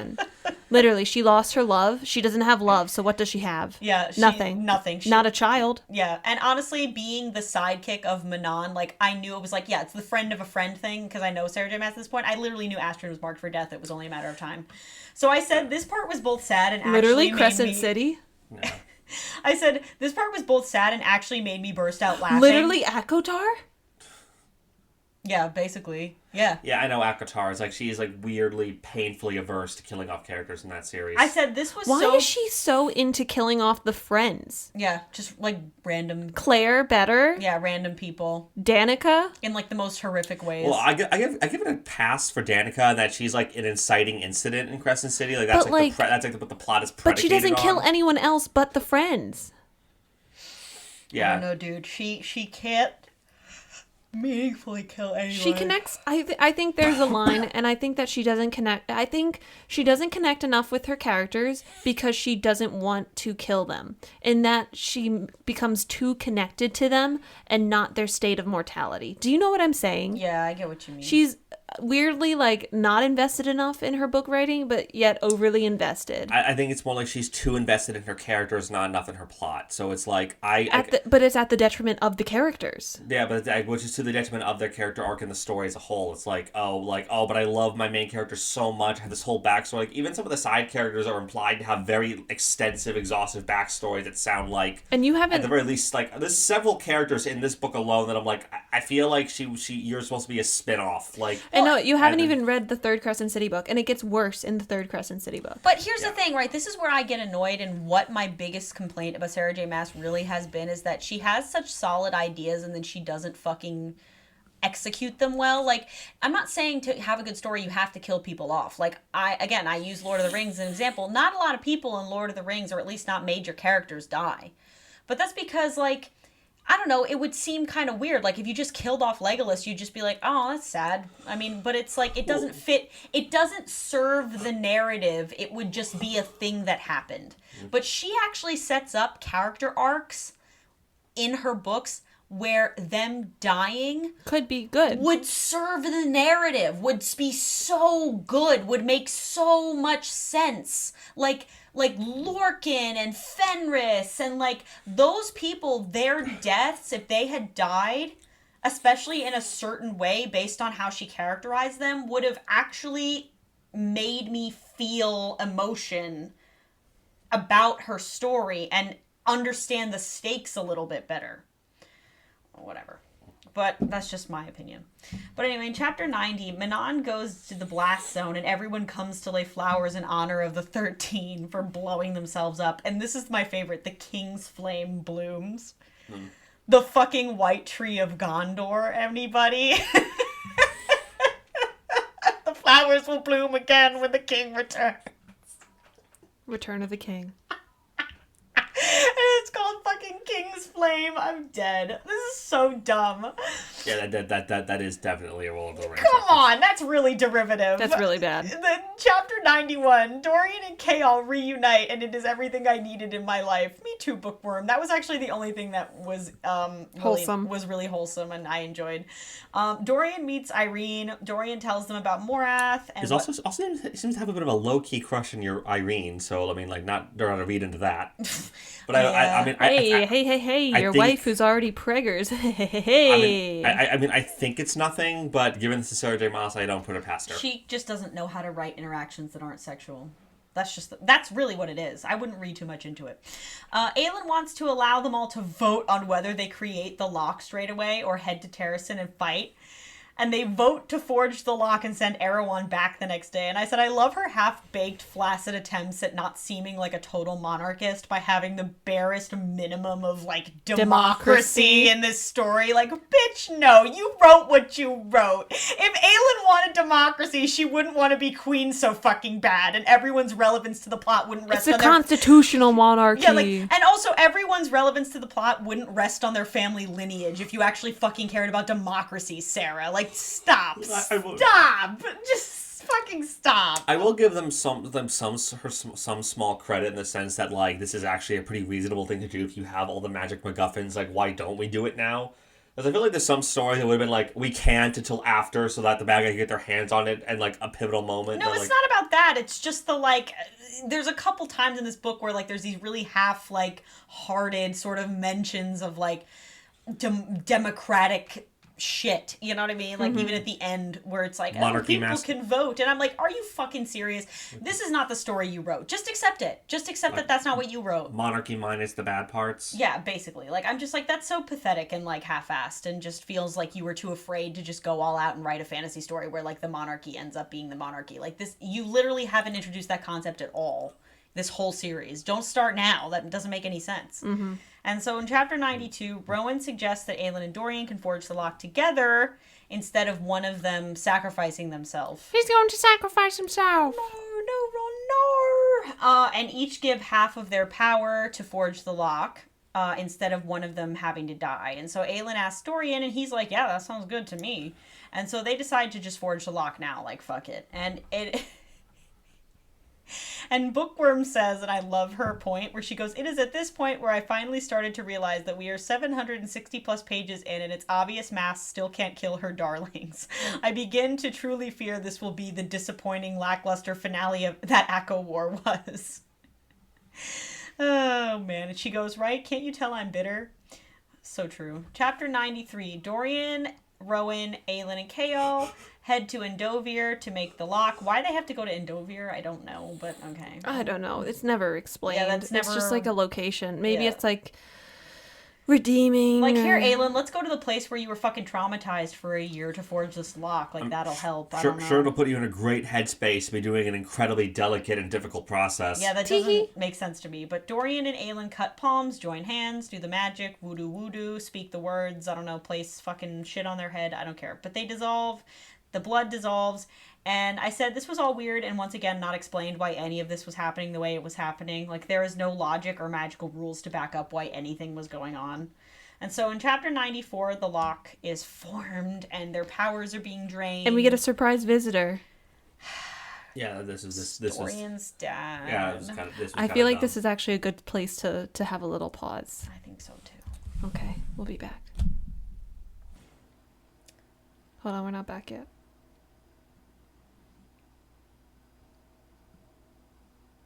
Just kidding. Oh my god. Okay. And we're back, just like the King of Otterland is back. Yeah. His fucking ghost shows wait. up.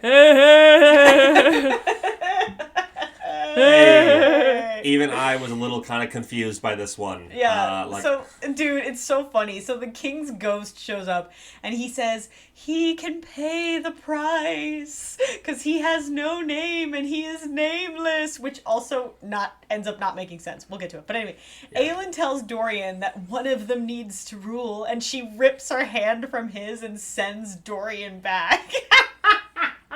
And she plans to form the lock with his ghost dad, which feels so fucking weird.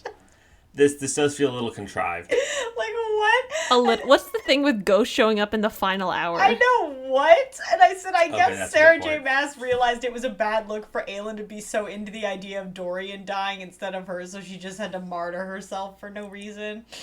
And I said, okay, so this was a comment I made because I know that Ronnie knows what I'm talking about, but I said, I know people are going to point to fucking Baba Yellowlegs with the whole, nameless is the prize, and to those people I say, go fuck yourself, because there is no way she planned it like this, because the whole nameless is the price thing still doesn't make sense. No.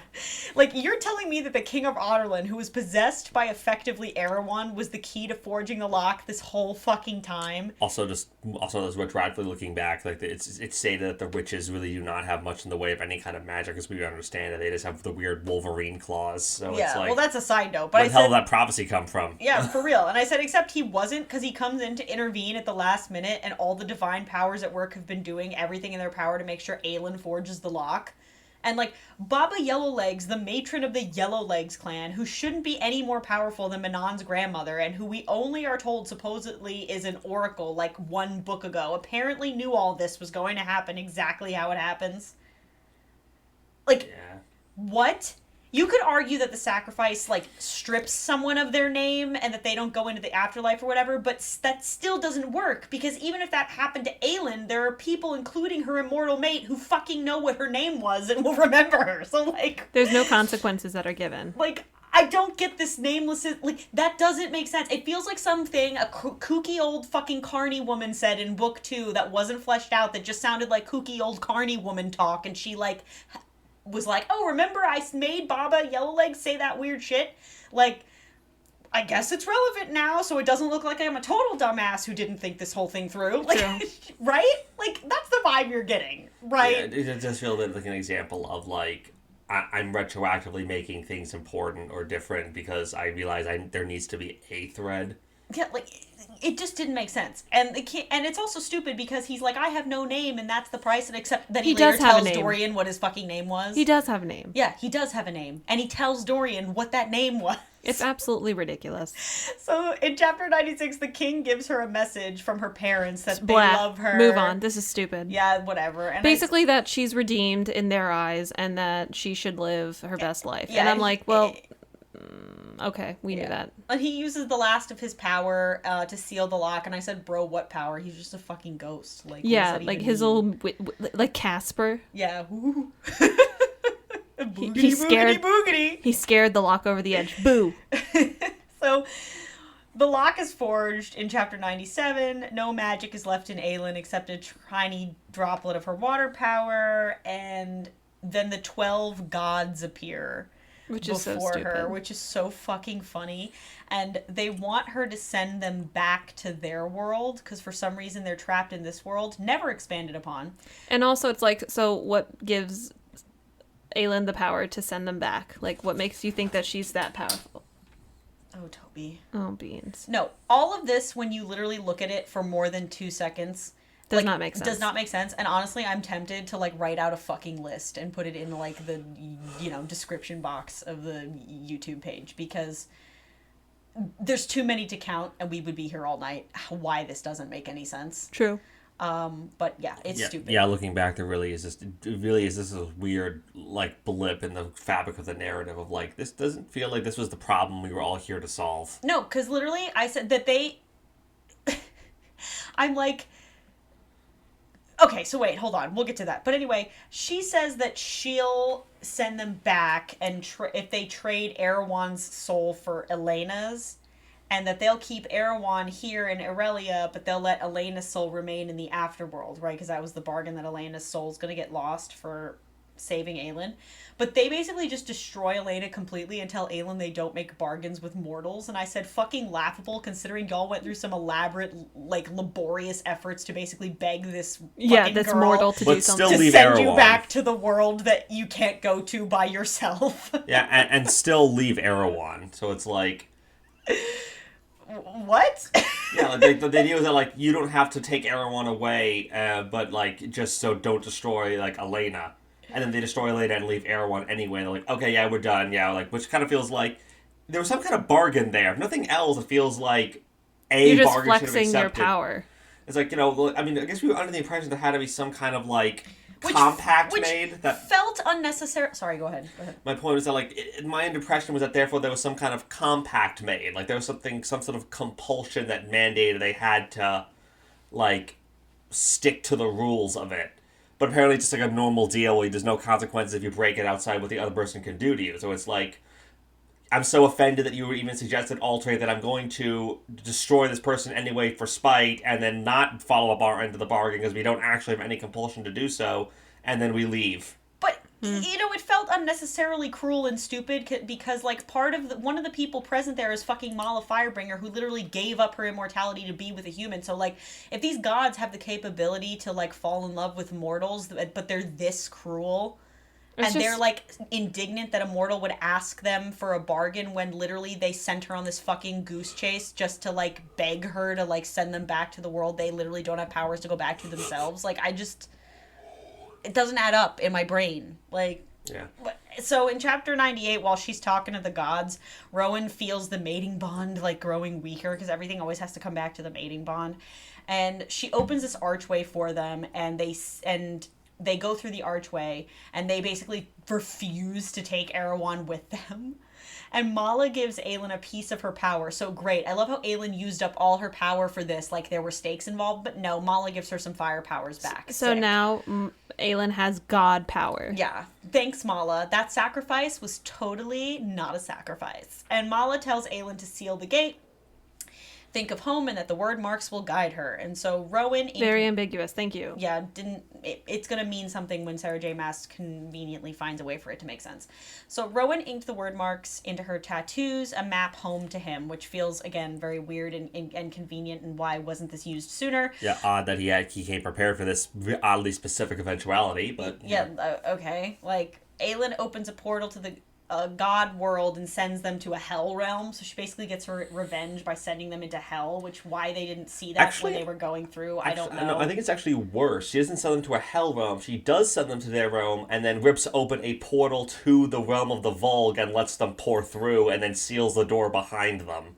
Oh yeah, that was hilarious. Yeah. So that was actually good. So, I mean, yeah, which is like kind of... But also, I feel like there's going to be some serious ramifications for Aelin if they ever come back, which I think will be a crossover in the multiverse.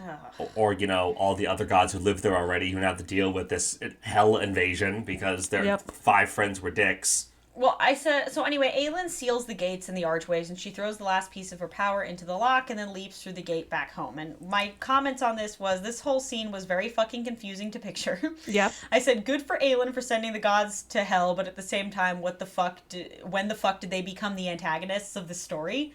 Like, that was a weird out-of-nowhere twist that only made me annoyed that so much time was wasted on these word keys. Like, the entire mission of this whole series was to get a hold of these fucking word keys and to get rid of Erewhon. To forge the lock to lock Erewhon away, and now she's not even doing that. Yeah, and apparently the gods wanted her to get her hands on these word keys for completely unrelated reasons.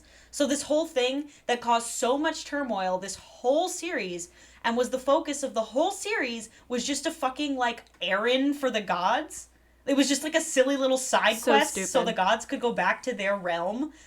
Like, did she need to collect Riddler trophies along the way? Like, what the fuck? Like, I was just like, first of all, why... Shout out Batman Arkham series. But I was like, why are the gods... Like, why can't they go back to their old world themselves? We don't know. And remember, Maeve could walk through worlds no problem. Like, just from information she found in Orcus's library. And Dorian also just figured out how to do this world-walking magic just by being around Maeve, but the fucking gods needed a child to risk life and limb to get word keys to send them back. It's literally so stupid. Like if you break it down, if Sarah J. Maas took her each chapter that she wrote and broke it down into simplistic terms, it would sound like this. And it would sound absolutely batshit crazy. So I don't understand why she doesn't. Like, you need to have a concise start and end of a chapter. You have a story within a story. Understood? Great. So you should be able to piece together these little stories and have them make sense. Like in Harry Potter, I know we always talk about Harry Potter. It's like, Harry goes to a death day party for nearly headless Nick. Great. I know that happens. 5 chapters later, we're not character assassinating like nearly headless Nick. Like, we know what happens. Like, we can simplify. A boy and his friend go to a ghost party. Later, a boy and his friend find the ghost petrified.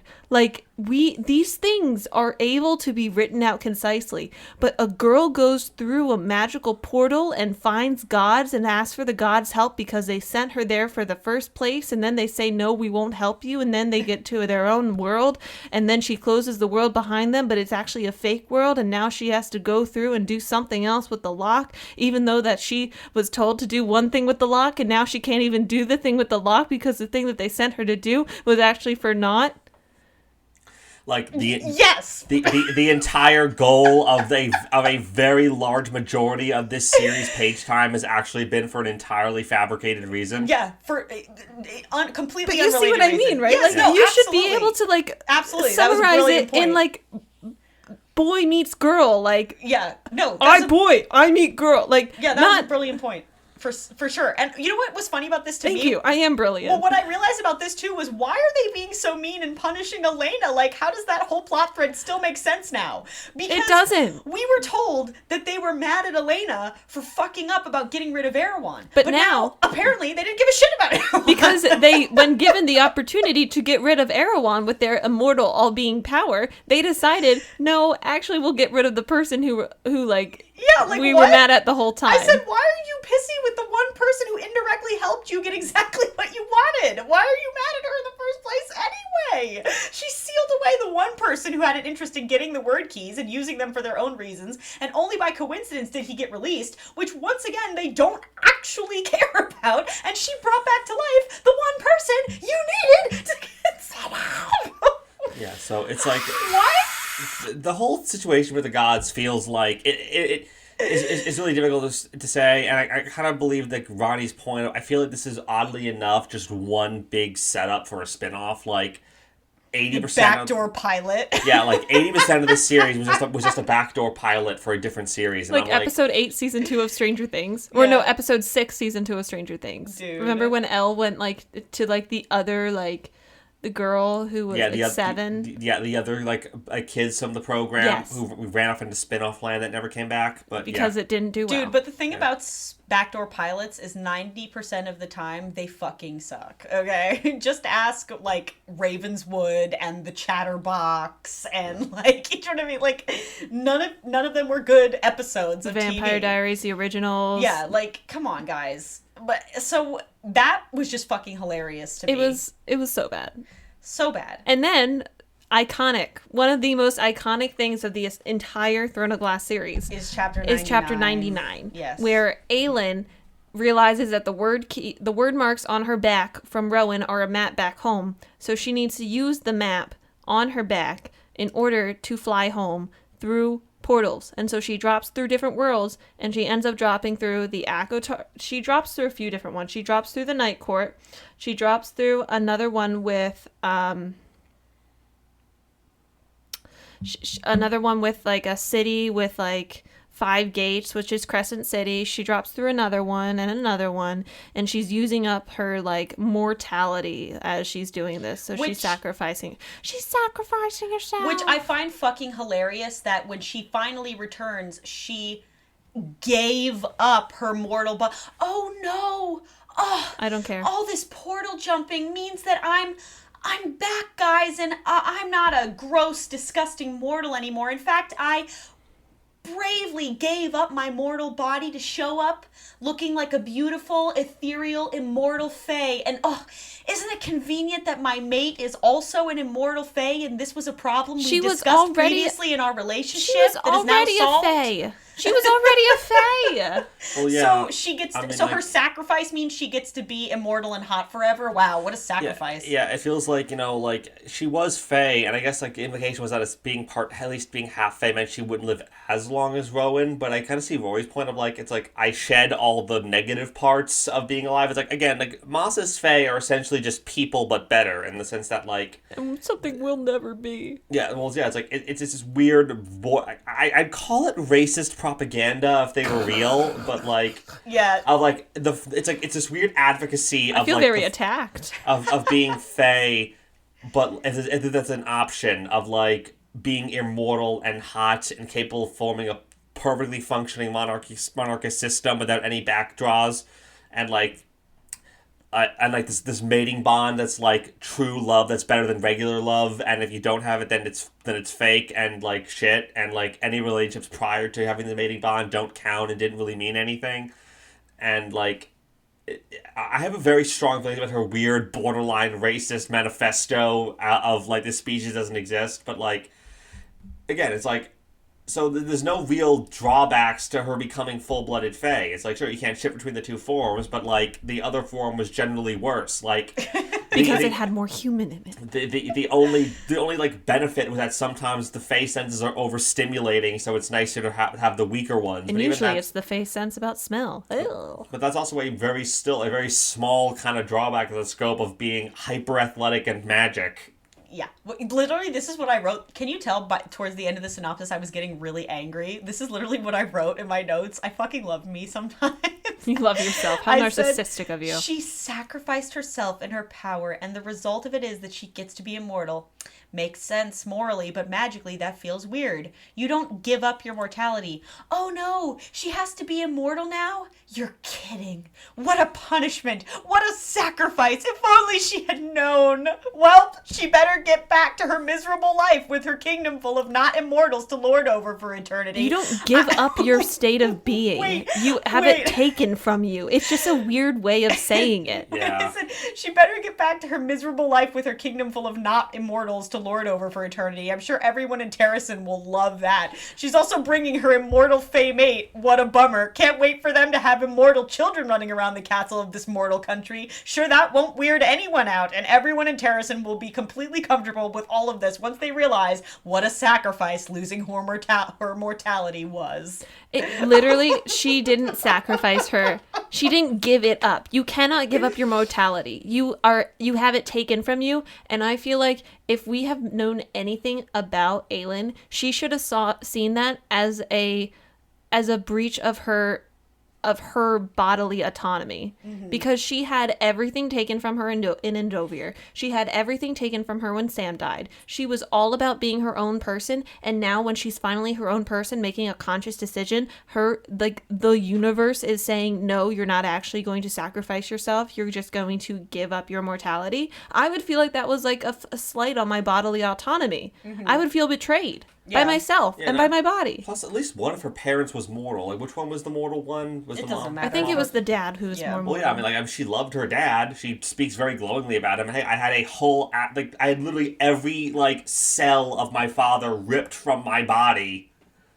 Yeah. On the altar of magic. I would and feel that's not like a hang up. You don't feel some kind of... Honestly, I would feel violated, because the whole appeal of her being a ruler was that she was part human.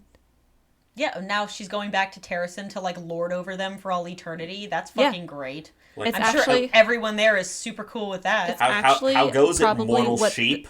I mean, it's kind of like ridiculous, because that's exactly what the people were afraid of. Yeah. With her taking over, is that she'd be the all-powerful queen who just comes and claims her throne because the Fae fire-breathing bitch queen decided that she wanted to, and now it's literally going to be that. Yeah. I mean, I'm just saying. I mean, we're gonna move on because we can't talk about this all forever. But I will say this. I'm just saying. Sorry. You made a good point. No, I agree with that. I'm saying I would talk about this more. But I'm saying I will make one last point before we move on. Yeah. I would say We've only got like 20 chapters left, so we should be able to blow through it. immortal sorcerer queen lording over mortal populace with her like destructive sorceries and unending age feels like I just described a villain of another novel. Yeah. Yeah. That's Absolutely. the start of a bad. Where's her villain arc? Where is like where I is said, her villain arc? And don't forget, her and Rowan are gonna have children who are also going to be immortal. Presumably. Like, No, not presumably. That's not genetics. That's not a problem. Like, okay. Anyway, What are these lordlings going to do? Are they going to try to kill their parents to become like I don't know. kings and queens? Like, Or villain origin story, 100%. literally. So, chapter 100, a week since the 13 sacrificed themselves, Ansel of the Wastes, who I totally fucking forgot about, tells Manon she will share the wastes with her and the witches. And I said, bro, why the witches are buying this nonsense makes no sense. Like, the wastes were never yours to magnanimously offer to share, Ansel. Like, they've come this far, why not kill this bitch and just go home? Like, you know what I mean? Like, when you've come this far, you've sacrificed so much, and this random redheaded bitch is like, I'll share the wastes with you. No, thank you. No, I would have cut her head off and fucking gone home. Like, sorry. I feel You I don't would like have been get like, shit. I'm the queen and you are annoying. Yeah. Fuck off, Ansel. We don't give a shit about you with your southern accent. In chapter 101, Alid gives Aelin Silba's ring. Who cares? Which is not important enough for us to remember about. Why it. that was in a whole chapter, I don't know. Chapter 102, Myrta was killed. Ugh, didn't care. Lysandra kisses Aedion. Ugh, don't care. They have about 4 days of fighting Morat's army before they will lose and all die. Sick. I don't care because we know they're not going to lose. Well, you know what's funny is having that whole thing happen with the gods and still have so much, like, war stuff left felt so anticlimactic. Like, by the time you get to killing Erewhon, you're just like, fucking, can you just... Ready for the book to be over. You're just because ready for the it book to should be have been like over. she, if anything, it should have been she ascends to the gods in the height of battle. Yeah. And she makes that choice to forge the lock when it's between her and Erewhon and Dorian. Well, that's usually how escalation happens, Ronnie, but we know And she's then terrible at pacing. What should have happened was that whole interlude should have like found out only took like maybe a few seconds to happen, but it took an eternity for her or whatever.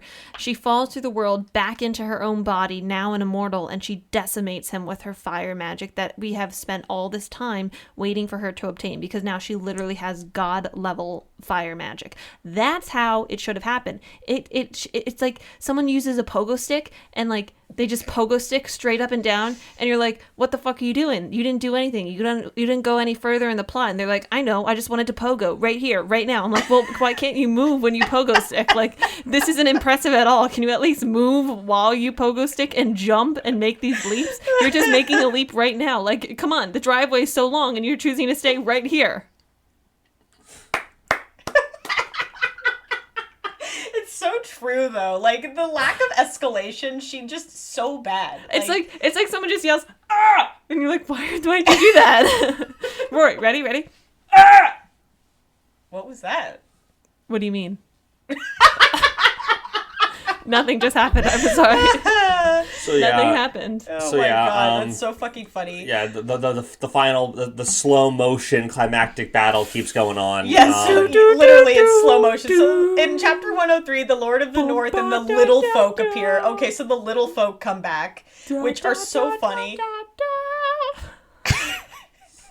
What's going on over there? Do do do do do. Ronnie's doing slow motion theme music. She's doing Chariots of Fire over there. For those of you who forgot, which I assume is most of you, the Lord of the North is the big stag with the flaming horns. He has a star between them. Who she actually saw in the first book. Sorry. She saw the first book, which, you know, again is. And I didn't know. I didn't remember who that was. It's kind of another example of she comes up with something that sounds really cool, but doesn't really know what to do with it, so it just kind of happens. Yeah. So the Lord of the North. It's like you're in like. Here's what the fuck it is. Holy shit! Me with the analogies. You know how in Shrek 2 when they're in the onion carriage and they're just driving through Hollywood town, Yeah. and you're like. Do do do do do do do do, and you're just looking out the window and you're seeing all these fairy tale creatures. Like, I know that fairy tale creature, huh? And then you just keep driving by.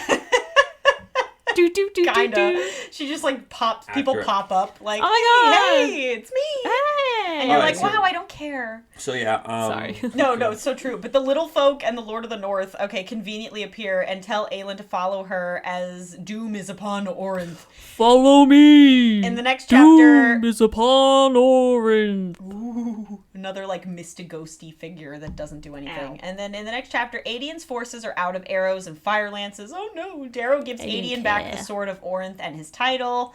Okay. And then he tells Lysandra he recognizes Caraver and her as its lady, which is stupid. And Darrow conveniently also names Evangeline as his heir. So weird that Darrow has this sudden fucking change of heart. Well, that's why they left Evangeline there the entire time. Yeah, so just, you know, there was a weird kind of little minor subplot of Evangeline is basically his gopher, and him and Evangeline bond, and it's kind of cute. I don't hate it but you know, it's still this kind of, you know, page time that might have been better used elsewhere. It would have definitely been used better elsewhere. Also, why now in the height of battle, after they find out they're losing, is everyone like, I recognize you? I guess It's like so their conscience. My boy. It's so like their conscience can be absolved before they die and go to hell. Yeah, I think it was a kind of like, you know, we're not gonna have a chance to do this probably soon. So I feel like maybe I should just. And they've been giving a lot. Like, Lysandra's been like... Lysandra has weirdly was kind of like the MVP of this whole protracted fight, of that she turns out she can turn into a goddamn dragon and has been basically just tanking half of the army by herself, essentially. I mean, but this is she holds a whole front on her own. I'm like, okay, you know what? Like, I feel like none of us appreciate that enough. We have a fucking dragon, and she's like holding an entire front of the war on her own. We got a dragon, man! And especially noteworthy. Yeah, where's Dorian? Why isn't he being Who needs a fire lance when we got fire-breathing fucking dragons? Well, I mean, actually, though I will say, the more I think about this feels like, you know, the implications set in of like, doesn't seem to be a hard limit on what she can do as a shapeshifter, and that she turns into a sea dragon based purely off of like carved images of them, and essentially creates their like biology wholesale on her own. So I'm just like, she's like Feyre. Well, yeah, kind of. I'm just like, where's the hard limit? I mean, if you can do that, if you can turn into a 50-foot long dragon with spikes on your tail and even warp the... Why aren't you turning into a goddamn kaiju? Why can't you create your own creature that's impermeable to Vogue magic, like a fucking like massive rhino with like anti-Vogue plating, and just step on them all? Well, that's a fantastic point, Ronnie. Well, I mean, like, I could almost... If you said that doing that specifically was hard, in the sense that, like, creating biology that's resistant to a specific breed of magic is just, like, would require extra steps or whatever, I could say, like, okay, we can't do, like, I have the evolved... Dorian learned how to close the ability for someone to world hop just from, like, thinking about it and having, like, a big brain moment. I don't think something like that's out of the realm of feasibility. Well, I get it, but he's, like, a special case. He has, like, all the magic. Why is he special? Again, well, like, him and Aelin are both, like, from weird bloodlines specifically tasked with this purpose, so him having all the magic is, like, his deal. But I'm like... the fact of the matter is, Lysandra still can't turn into things several times her body mass with weapons she can come up with on the fly. Can you imagine just turns into a giant Lysandra, like, give me cookie? Like, I mean, like... Back to Shrek 2. you say it as a joke, but kinda? Yeah, like, why can't she just make herself really, really big? Well, I mean, like, if it has to be a different form, then again, why aren't you a goddamn kaiju? Why don't we have Godzilla just stomping around, shooting lasers out of his goddamn ass, and just like, melting these things? Here's the thing: how do they know? They said that the sea creatures were like myth. So, like, what is saying them from not being real? She could have fabricated biology, but like, I would turn myself into a spider. And I would go in there, and I would spin so many webs, and say that it was the princess that was making me do it. And saying it was the princess that defected. That's a good point, too. There's so many options. We could literally sit here and just come up with better things Lysandra could have done with her shape. Talking about the princesses, they don't show up. Oh, yeah, they're not there. Oh, they're not in the camp. They don't show up until the exact end of the battle. Yeah, and then briefly, and they were killed before they take part in any action.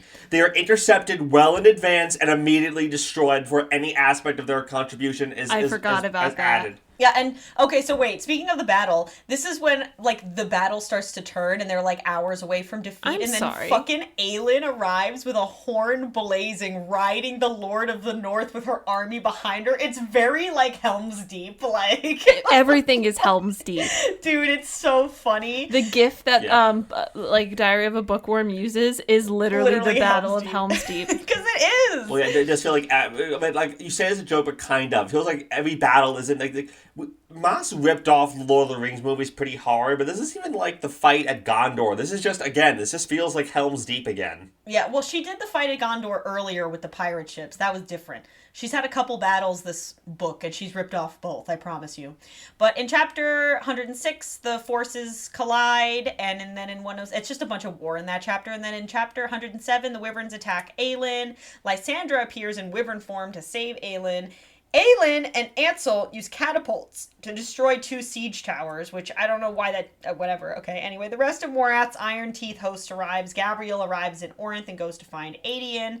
And in the next chapter, Gavriel tells Aedion that they found Aelin, that they sealed the Word Gate, but they haven't sent Erewhon back. And again, the whole fucking point of sealing the gate and finding the word keys that we have been trying to find for the last 8 books. Like, if I was Aedion, I'd be so confused. Like, he does not dwell on this long enough. Like, be like, Aedion, good news!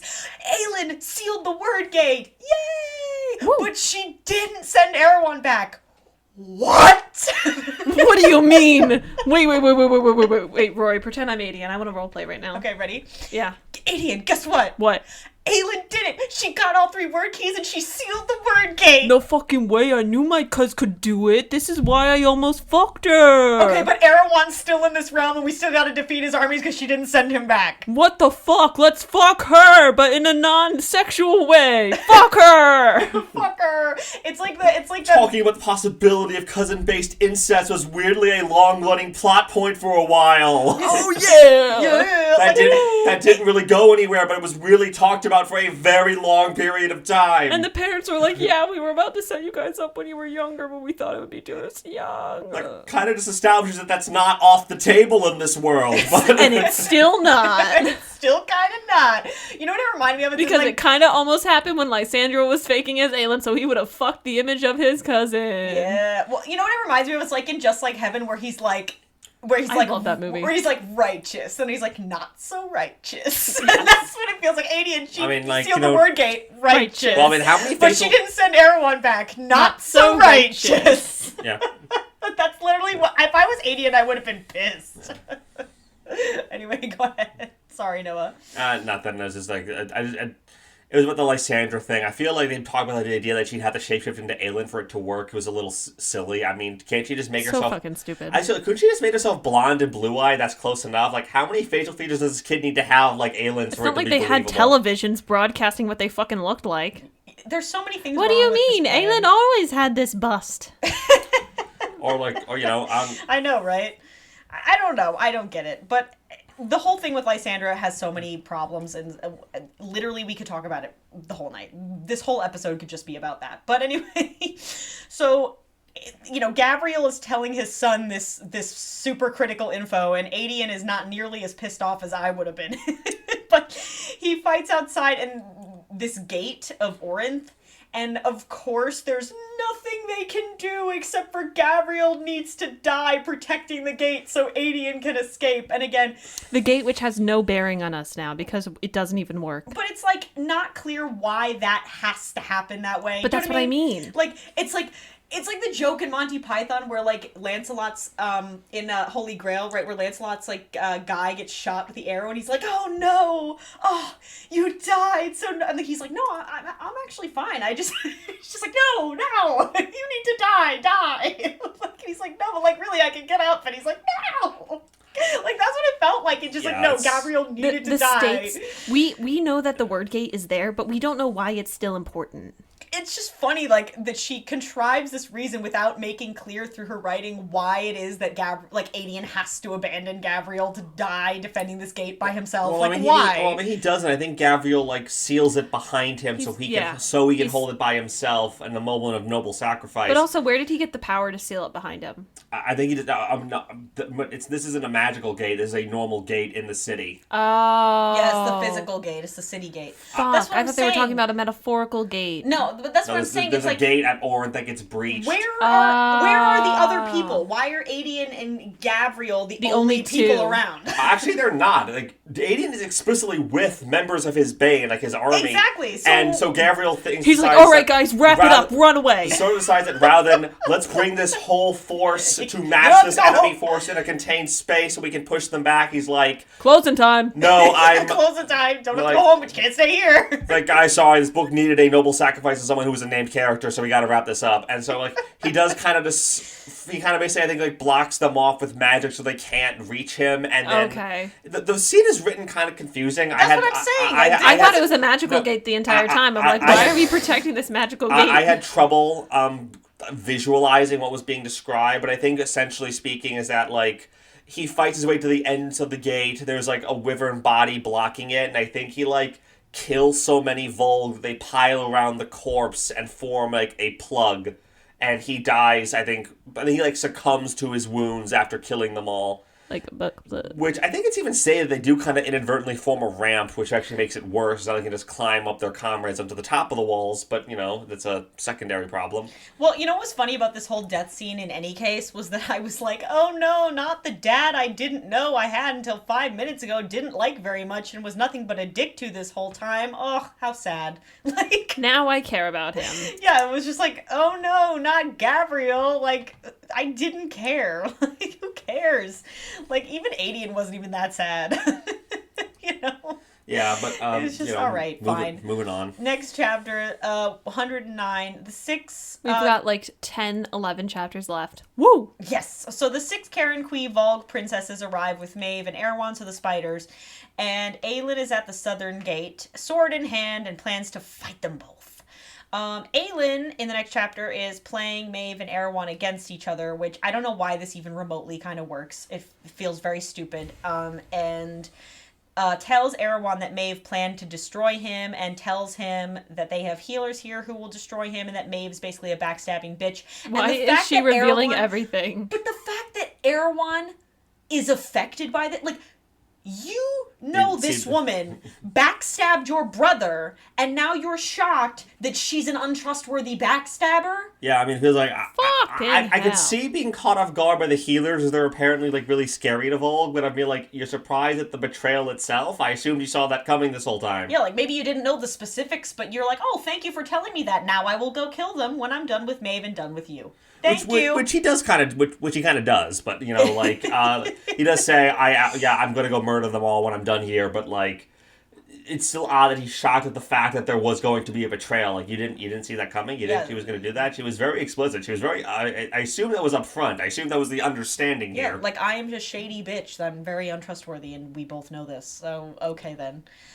Chapter 111, Lorcan and Fenris. Let me just emphasize, this book has gone on way too long at this point. Continue. Okay, Lorcan and Fenris head Because of what's about to come up and happen in like 2 seconds. Yeah, for real. Lorcan and Fenris head to help Aelin against Maeve and Erewhon, and Ilkin appears to pick Erewhon up, and then in the next chapter, Erewhon spotted a healer and has gone to try and kill her, and of course the healer... So, Erewhon gets picked up by an Ilkin, escapes Aelin, Lorcan, and Fenris, but then sees Irene, and is like, Ilkin, bro, stop, and goes specifically Beelines to kill... for her. Beelines to kill Irene, which Irene knew that even though he was in the midst of an escape, surrounded by a bunch of people who have the means to kill him, knew he would stop just for her. Because Aelin just said something about the healers. Because Aelin said something about the healers, and tricks him into coming close to her and uses her fucking powers on him in chapter her 113. not very described powers.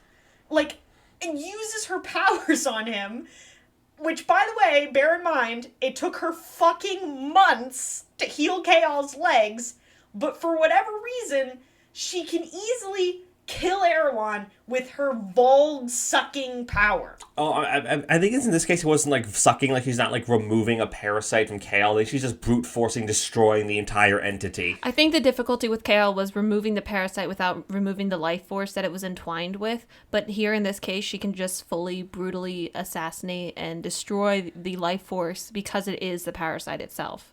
Yeah. I guess, but that is the most anticlimactic fucking shit. No, it is, which Yeah, is why I it's emphasize very- that yeah. we've been having this long-ass Yeah. book for it to be done in one chapter. Like, Here's the thing. Like, it's very Arya and the Night King of, like, sure, anyone could have stabbed him with a Valyrian steel blade and killed him, but, like, it's weird that it was this one.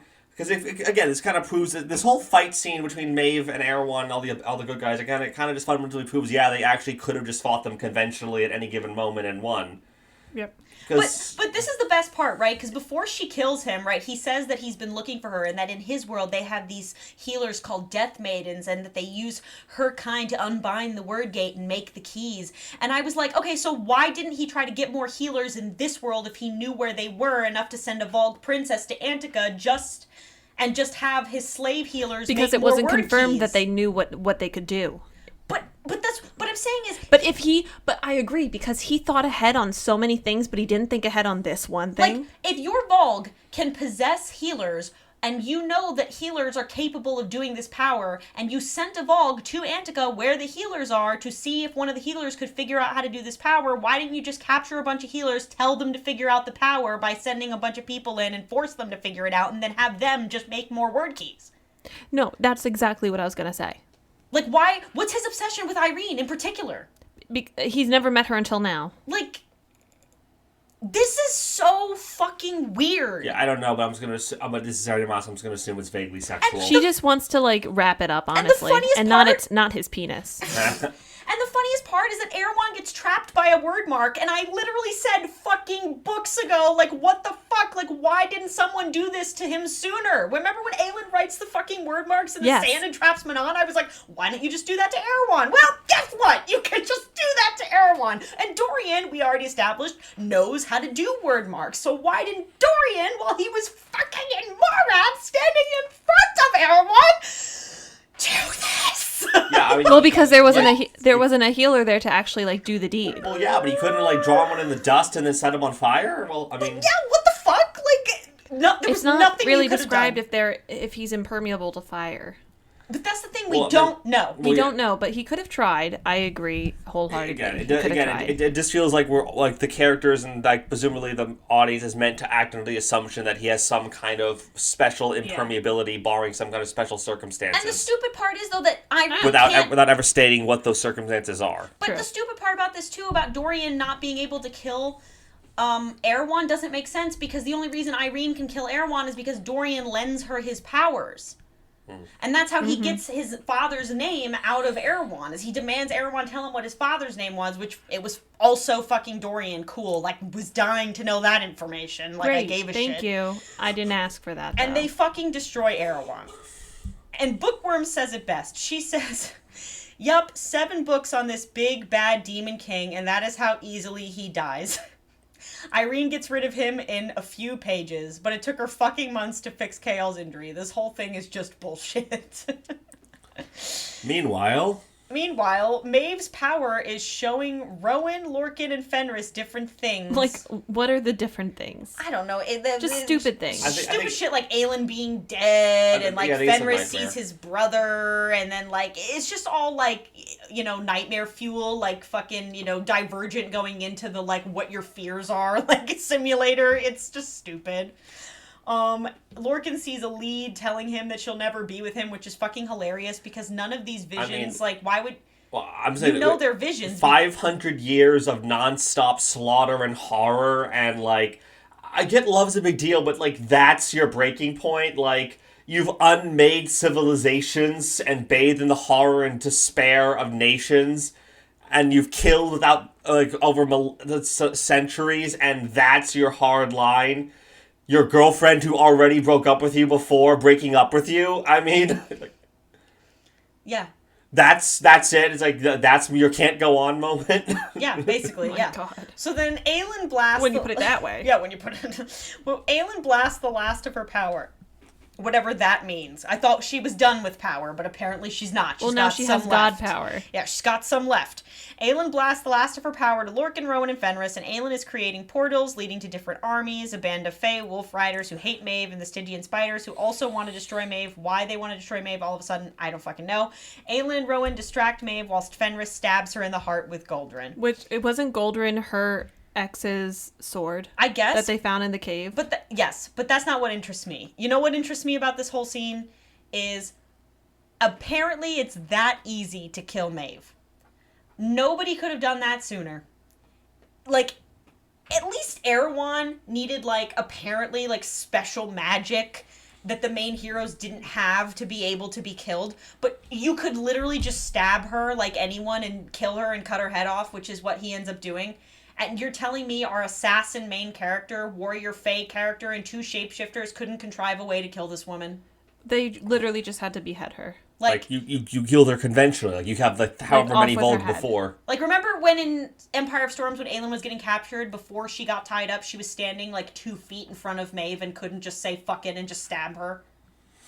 Yeah. That wasn't fucking possible. When Yes. Dorian was in Morath with this bitch, he couldn't kill her. He literally couldn't just stab her in the back, literally stab her in the back while he was standing in the same room with her. That wasn't possible. But no, fucking Fenris, literally just stabs her and beheads her with her own blade. Why Fenris? Why Fenris? Why wasn't he even Aelin? Yeah, what narrative purpose does it serve for it to be Fenris? Yeah. If anything, it should have been like Rowan, someone who who is now officially reclaiming his life from someone who took so much from him. Right. I kind of noticed a bit of a trend with Moss in that it feels like it's mostly the side characters who have beef getting vengeance, like who actually are the ones who defeat the villains.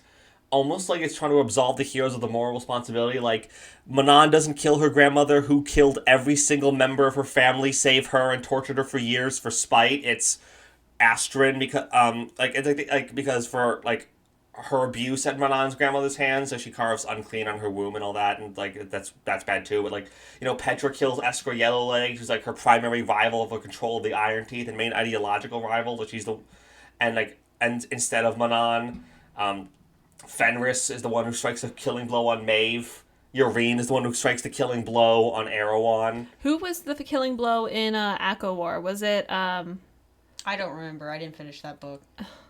So I didn't care. You're gonna have to finish it for Yammy's thing. I know. But it feels like the main characters are the ones who actually like win the fight. Yeah, it's not. She does that a lot. And the best part is, too, the army completely stops. Like, all of the Vogue just stop fighting once Erewhon and Maeve are dead. Phantom Menace. Yeah, literally Phantom Menace. Like, The only series where the main villains are killed by the main characters is in Crescent City. Which I admit was a pretty cool scene. It was. So anyway, then there's like a long epilogue with the coronation of Aelin. So like Alid and Lorcan are married. Adie and Lysandra plan to get married because everything's about marriage and babies. The book ends with the king's flame blooming. You forgot Aelin entering Orinth. Oh yeah, she enters Orinth. Yeah, that's it. And Falcon finds Lysandra, tells her that they're like related and the fortune's but theirs. it's already established. We talked about that. Yrene wants to start her own Torre. Which Yeah. is The Cochrans find Manon. A flower has been spotted in the waste. The curse has been broken. Yeah, everything wraps up. Yeah. we never get any kind of closure with whatever happening in Eelway. We never get any closure of what happened with Manon's grandmother. Well, she died. Rowan's cousin's now the queen No, of she Dornell. didn't. She gets away. No, I thought Manon's grandmother dies in the explosion of the tower, like Who? Manon's grandmother. I didn't think she died. I thought Yeah, she died. Astrid whatever, suicide fine. bombs her. She blows up a ship. Oh, yeah, right. yeah, She yeah, was yeah. the witch in the tower. Never mind. But like also, Rowan's cousin is now the queen of Dornell. Yep. Because we don't care about that. Sure, there's going to be no massive political upheaval there. The little folk come and give Aelin Matt's crown at her coronation. Best was when the fucking little folk. Can you imagine them show going up like, and her... No, but why this is funny is because it's like, again, with Lord of the Rings, like, I was literally waiting for her to be like, my friends, you bow to no one. Like, the little folk show up at her coronation, and at the coronation, the king's flame blooms again, Yep. just like Aragorn with the big white tree of Gondor. Like, this is fucking hilarious. She is the fairy queen of the West. Oh my god. Like the Wicked Witch of the West. So dumb. Oh my god. And that's the end of the book. So I have 2 sections to share with you before we wrap this up, now that the plot is concluded. I had a whole section called Things That Ripped Off Lord of the Rings, which I will now list for you. And I say, the battle at Anielda goes on for days, where they're hopelessly outnumbered, and at last minute, a la the Battle of Helm's Deep, Princess Astar from Antica shows up with the Rohirrim, the Dargon Cavalry. She couldn't even be more creative than dudes on horses. There are literally 2 giant towers that get destroyed in 2 separate battles. Morath sounds like Mordor. Darrow is the temporary lord of Terrasen, just like Denethor was the temporary lord of Gondor until the real monarch comes and reclaims the throne. Like, the giant dam that gets broken and floods the place. Terrasen calls for aid. Gondor calls for aid. Lighting of the witch beacons is the same as lighting the beacons in Gondor. The pirates on the ship showing up at the last second to turn the tides of a battle. The Rooks are basically the eagles. The Wyverns are basically the ringwraiths. Even the fact that King of Odalum is being possessed by a lackey of the main bad guy is like a very Theoden king. The story being that this dark, ancient, shadowy man needs a MacGuffin in order to secure world domination. The MacGuffin is destroyed in an inferno specifically. The Volg witch breeding is very Uruk-hai coded. The King's Flame blooming is the White Tree of Gondor. The coronation ending the book, and the little people of the forest showing up at the last minute for the heir's coronation, and the king/queen returns at last. Do you have the side characters getting married? Do you have the summary? I do. All right, folks, we've been building up to this. Yeah. Wait. If you still, oh my god, that was great. So if you still don't believe me, Ronnie had me do a little project. I did. So and I love that. I cheated a little bit. She told me 200 words. It's less than 300, but it has to be a little over 200. 250? For comedic effect, it's about 250. So I gave her the prompt. In 200 words or less, please give me the plot that relates to both Kingdom of Ash as well as Return of the King. Yeah. I said, is this Lord of the Rings or is this the Throne of Glass series? Are you ready? And now you need to, after you listen, you need to tell us which one it is, because she only wrote about one of them. A rogue warrior who is secretly the lost heir to a kingdom falls in love with a preternaturally beautiful immortal being and battles a shadowy, bodiless villain. The villain is after a magical object that is ultimately destroyed in a magical inferno, along with an actual character who was fighting against an evil influence inside of them during the duration of the narrative. The heir receives help from another warrior from their home kingdom, who is pseudo-royalty but not actually in line for the throne. This warrior eventually falls in love with a woman who fights in disguise and is underestimated by her male superiors. Someone gives up their immortality to be with the mortal they love. The epic battles that win the day end with towers collapsing, giant flying snakes, and unnaturally large birds fighting when an unexpected fleet and or cavalry turn the tides. Also, part of the Heir to the Throne's crew includes a prince from a neighboring kingdom whose king was temporarily possessed by the bad guys but turns out to be good in the end and sacrifices himself for a child he cares about. A magic user who is betrayed by their mentor, and an immortal warrior who, despite previous prejudices, builds a close, intimate relationship to a plucky underdog. They are saved by little folk who are honored at the heir's coronation, and the book ends with side characters getting married, inheriting their fortune, the kingdom being restored at last with its rightful ruler, all while a magic plant finally blooms after years of dormancy to signal the return of the monarch and symbolically signal the return of life and abundance to the land. Now, which one was it? It was Lord of the Rings. Yep. Which one could it also have been? I think that could have been Throne of Glass. I really think it could have. And the last thing I want to talk about, because it's so funny to talk about how it ripped off Lord of the Rings, but this is the last thing I want to bring up because you two are, I think, a little bit more, you were closer reading the book than I was. And so I was kind of cataloging to myself, and there's probably plenty more, but I didn't have the time to do more than what I wrote. But it was things that, in retrospect, after completing the series, so nobody can say, well, Rory, you haven't finished the series. It's going to be explained to you when you finish the series. Like, no, it's over. It wasn't. It's over. And I said things in retrospect that don't make sense to me now. So you can tell me if you agree or if I'm just forgetting. Are you ready? Hold on. I want to record this. Double record. Double record? Why? Because. Yeah, want the facial expressions. Okay. Ready? Yes. Go. What was the point of the competition in the first book? To find an assassin. For what? The king. Why? To kill his enemies. Yeah. But he didn't. For what reason? What enemies? The enemies that were uprising against him. I mean, there weren't any, and she sent out a few assassinations, and she actually spares all of them, and they never come back. The better question is, what happened to the people who she spared? Did they actually come to the aid? Yeah, that's what I'm saying. Like, they never come back. Like, Also, you'd think they'd do kind of like a pivotal return, and then it's like none of them are ever mentioned. Also, why didn't he put a Volg ring on Aelin the second she became his assassin, his champion? Why was she letting her just fucking run around by herself as an assassin if he was secretly a shadow demon the whole time? Why wasn't a Volg ring immediately on her finger? He put it on Adian. Yeah, exactly. What? Well, And that was supposed to be one of his generals. yeah, like, okay. Next thing. Dorian is meant to be a good guy for ending slavery when he was totally okay with it and was even willing to conscript a prisoner in his slave camp to compete in a watch people suffer for the amusement of rich people tournament. But we're meant to think that he ended slavery. And that didn't go anywhere. Like, so slavery is over. Endovir is a huge slave camp. It was a huge big deal in the first couple books, and now it's just gone. So what happened to those people? Oh, they were all murdered. Remember? There we go.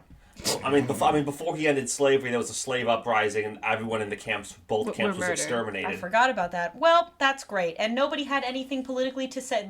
That never came up in the political arguments about whether or not Dorian should be allowed to be king. We did get a POV of it. Speaking of which, what happened to Holland? Yeah, presumably him and the mom were just hiding out in like an estate somewhere. So why was Dorian and Aelin the only people who could seal the gate when Holland is also heir? I mean, did you want like the 9-year-old sociopath being the one to deal with that? But I'm saying, why the 9-year-old? If somebody's gonna get sacrificed, you don't want to sacrifice the 9-year-old sociopath. Would the 9-year-old sociopath agree? He's not 9 years old anymore, too. Well, I mean, he's still a child. Yeah, he is. This book takes place in like a few months. Wow, Maybe like This series takes place in like a few months. I want to say 2 years that's total. fucking hilarious, dude. But I'm saying if you can like Well, bind... between the 6th book, which happens at the same time as the let's work this out. The 6th book takes place at the same time as Tower of Dawn, right? Mm-hmm. So Tower of Dawn and Empire Storms the 5th and the 6th book happen at the same time. Irene isn't even showing yet, so that's less than 3 or 4 months between the 5th and 6th and the last book. Let's go back to Empire of Storms picks up right where Queen of Shadows left off, and Queen of Shadows happens in the span about a month and a half, because remember, she's on a time constraint from Arabin. She spends 3 months in Doranel. Remember? She spends about 3 months in Doranel. Mm-hmm. She, before that, she is only the assassin for a few months. Remember, in the 2nd book, she's only the king's assassin for a few months, and that whole book takes place in a very quick turnaround, because it just does. It happens in maybe 3 months. Let's say, again, generously, that book happened in 3 months. The longest stretch of time was between the competition and when she first started her assassin duties, which I believe was like 7-8 months. Mm-hmm. So, like, this book happens in 7-8 months plus, let's say, generously 6 months. So that's 13 months. That's 1 year. And then the rest of the book happens in maybe 3 months. It's a little over a year. A little over a year. Wow. That's fucking crazy. So Holland is still a child. That's ridiculous. But I'm saying, like, he's still like an heir. He still like has power. Like, so if we're binding people to like open 3 people's better than 2, bitch. We can't ask Holland to like bind his powers. I don't think Dorian would have come on. Well, I mean, like, look how long it took Dorian to even realize he had magic. I mean, it took Dorian 2 seconds after he was told he had magic that he could be like, like God Frozone level powers. plus more. Fucking Frozone. I mean, I guess the point is it probably takes a while for that power to come in. It does. You have to mature into it, which it also is never explained. One of the things on that list should be, what kind of magic is Dorian? Because he's not a fae. He doesn't have the immortal drop. He doesn't have the leveling. He doesn't have whatever that is. He will die. He is a mortal with immortal powers. He can shapeshift, but he can't shapeshift into one thing, which is unlike the other fae of this universe. I mean, he has the elemental magic, but then he also has this like sort of like force magic that is able to suppress Maeve. Like, we don't know what or who he is. Everyone else fits into a box. Shapeshifter, a fae. We don't know. He's weirdly, oddly undefined. I mean, which is ridiculous. He could effectively make himself immortal if he just keeps shapeshifting into younger versions of himself. But I don't know if that's going to actually, like... Well, you know what? Sorry, that side note, because this got me thinking, speaking of, like, magic and powers and Dorian, like, if what stopped magic in Otterland was building those fucking, like, towers and shit, why didn't anyone build more? Like, if you can just... Who built those? Where did that come from? If you can just suppress people's magic, why don't they do that more? That was the last sentient thing that the king did, and he let it happen under the guise of... I get that. Erewhon. I get that, but how? What what magic was in place that was suppressing other people's magic? wasn't it the word keys? What were they made of? Obsidian. They made an obsidian that had word keys, I think, written into them. Or word marks. Okay, word so marks. why did nobody think to do that again? Well, I mean, it took years to make. Yeah, I presume it took a very long time to do that. But I'm saying if you can just carve word marks into obsidian and stop magic, why did nobody think to make a weapon made out of obsidian with obsidian's carved a word marks in precious it? resource. But it's not. You had 2 giant towers made of obsidian. 3, and it formed a web. It formed a triangle from it's the not ends. proximity to any individual tower. It's all 3 form this weird sort of triangle that spreads within the encases it. It's like a summoning circle, like in Charmed. And that's why that's oh my god, that's why so dumb. That's like when they knocked down that one in I think like the 3rd book or whatever, like 4th.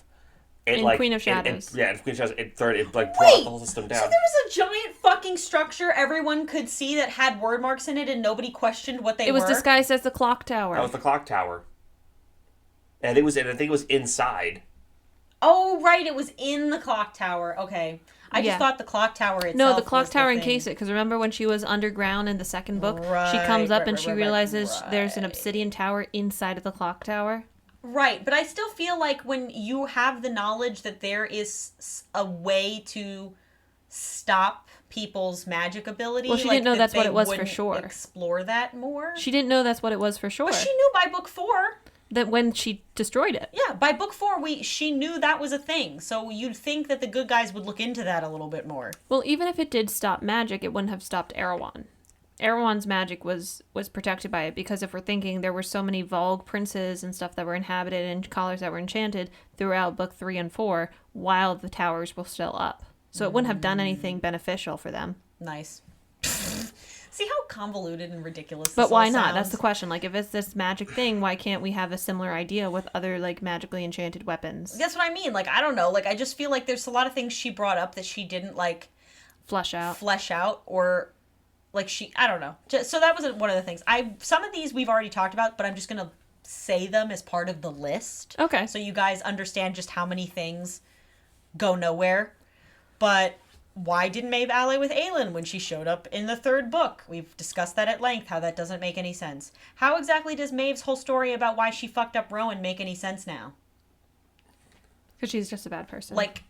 It how was that to her benefit? It makes her seem less like manipulator, more like just kind of an asshole. Yeah, for no reason. When it would have been actually probably in her best interest to, like, earn Rowan's trust with Aelin and then used her blood bond and his mating bond against him. Yeah. Like, fucking up his life like that makes no sense to me. Yeah. No, it doesn't. But at what was the point of the Volg and the witches breeding? Because that went absolutely nowhere. Yeah. I know what the point was, and that they were trying to, like, circumvent the pitfalls of, like, having Volg inhabit people, but then it ultimately went nowhere. Yeah, it's like oddly intercepted before it ever becomes a plot point. Yeah, which is weird, and it's totally a ripoff of Lord of the Rings. And what was the point of giving Kaltain the word key? Why her? I think they try to imply that she might have had similar fire powers to Aelin, and so she was somehow important. That was my next thing, was why was Kaltain the only one who could do shadow fire? What is shadow fire, anyway? Why does nobody else use it? Again, it feels like implications would never cover, because we never go in depth to it. I think the implication was she was also a fire mage. Like, in other circumstances, she would have grown up wielding fire like Aelin did, but the presence of the word key... and corrupted it. So and perchance with the implantation, yeah, you know what I mean. Mm-hmm. It seemed like she had suppressed magic, and when it was combined with the implantation of that evil force, it kind of overrode the protection of the obsidian towers. So it's like it was almost like an umbrella. What?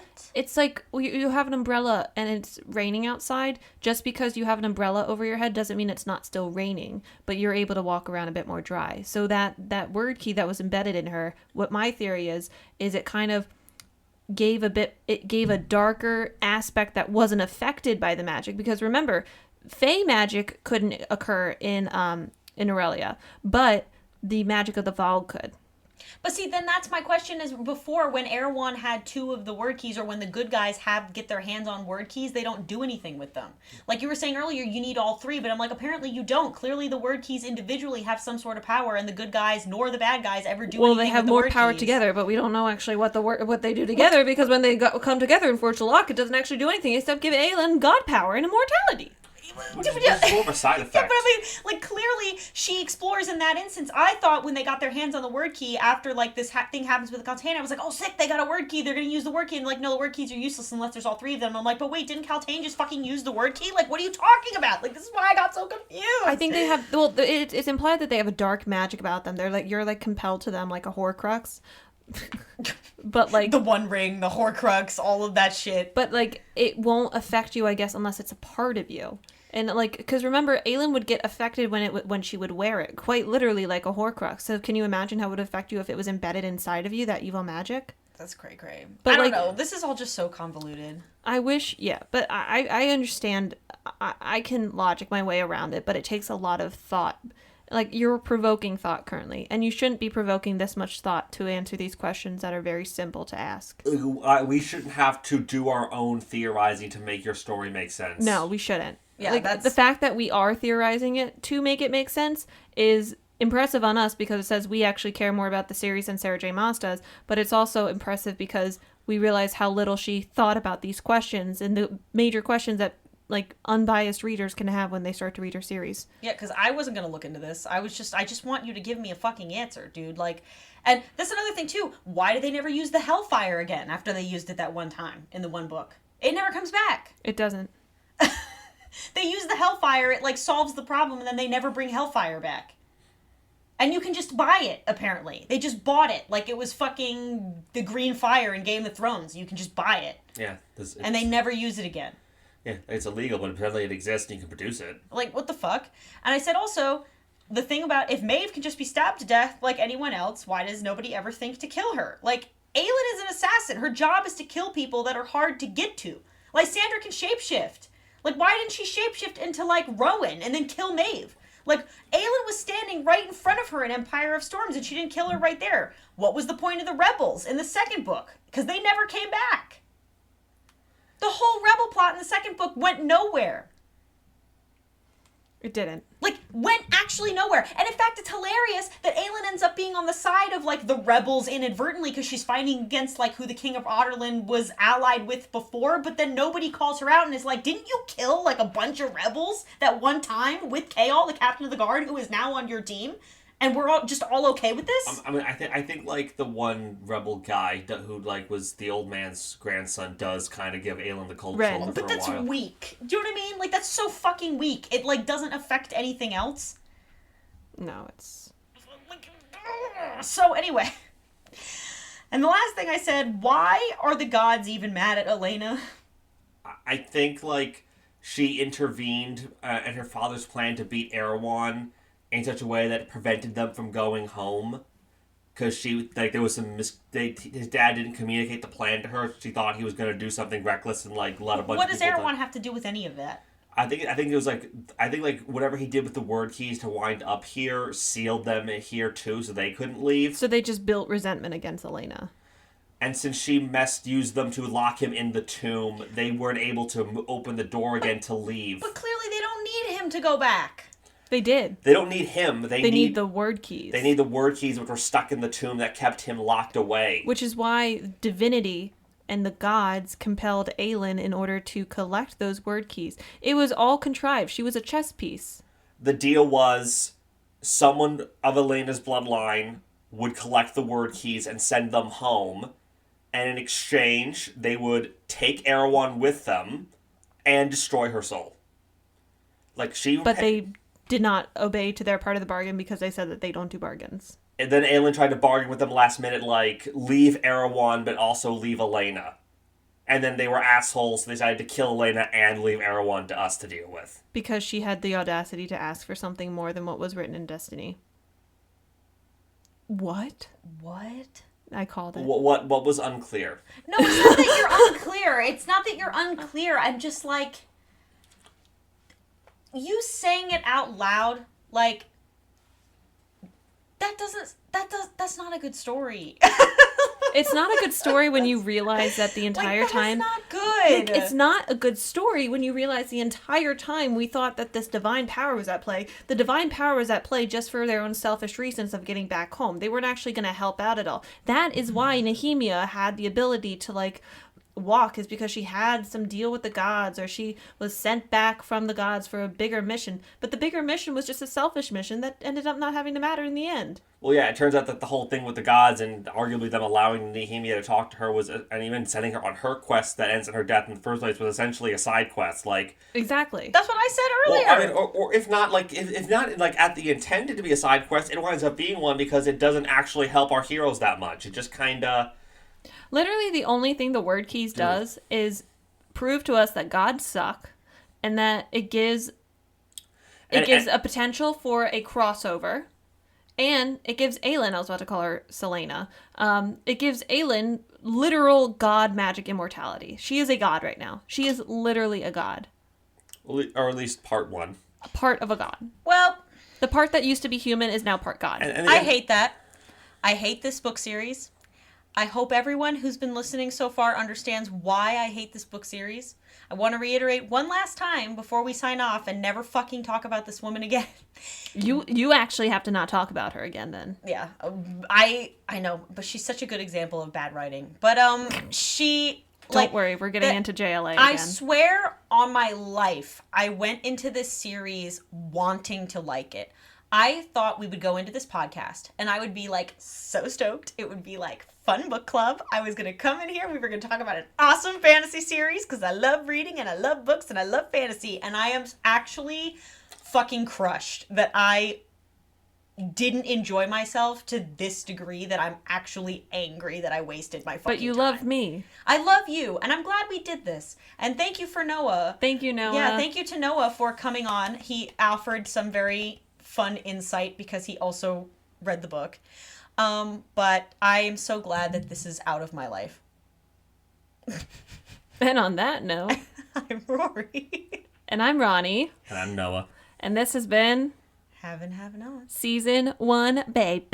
Season 1's a wrap. Keep an eye out for Season 2. Ronnie's going to be telling me about Percy Jackson and the Olympians. Oh, yeah. And then Season 3... we are planning out already, which you guys can get excited for. Yeah. Which is From Blood and Ash and the selection. And also, keep an eye out, because on Sundays we'll be posting more Bridgerton content. Sinful Sundays, and this is Sinful Quinful Sundays. Yeah, with our Bridgerton books and other such romance novels that catch our fancy. We even talk about ACOTAR, which makes me sad. But I do it for you. Tube. Well, it's late, and I'm done, so... And I'm Roni. So thank you, guys. Bye. Bye.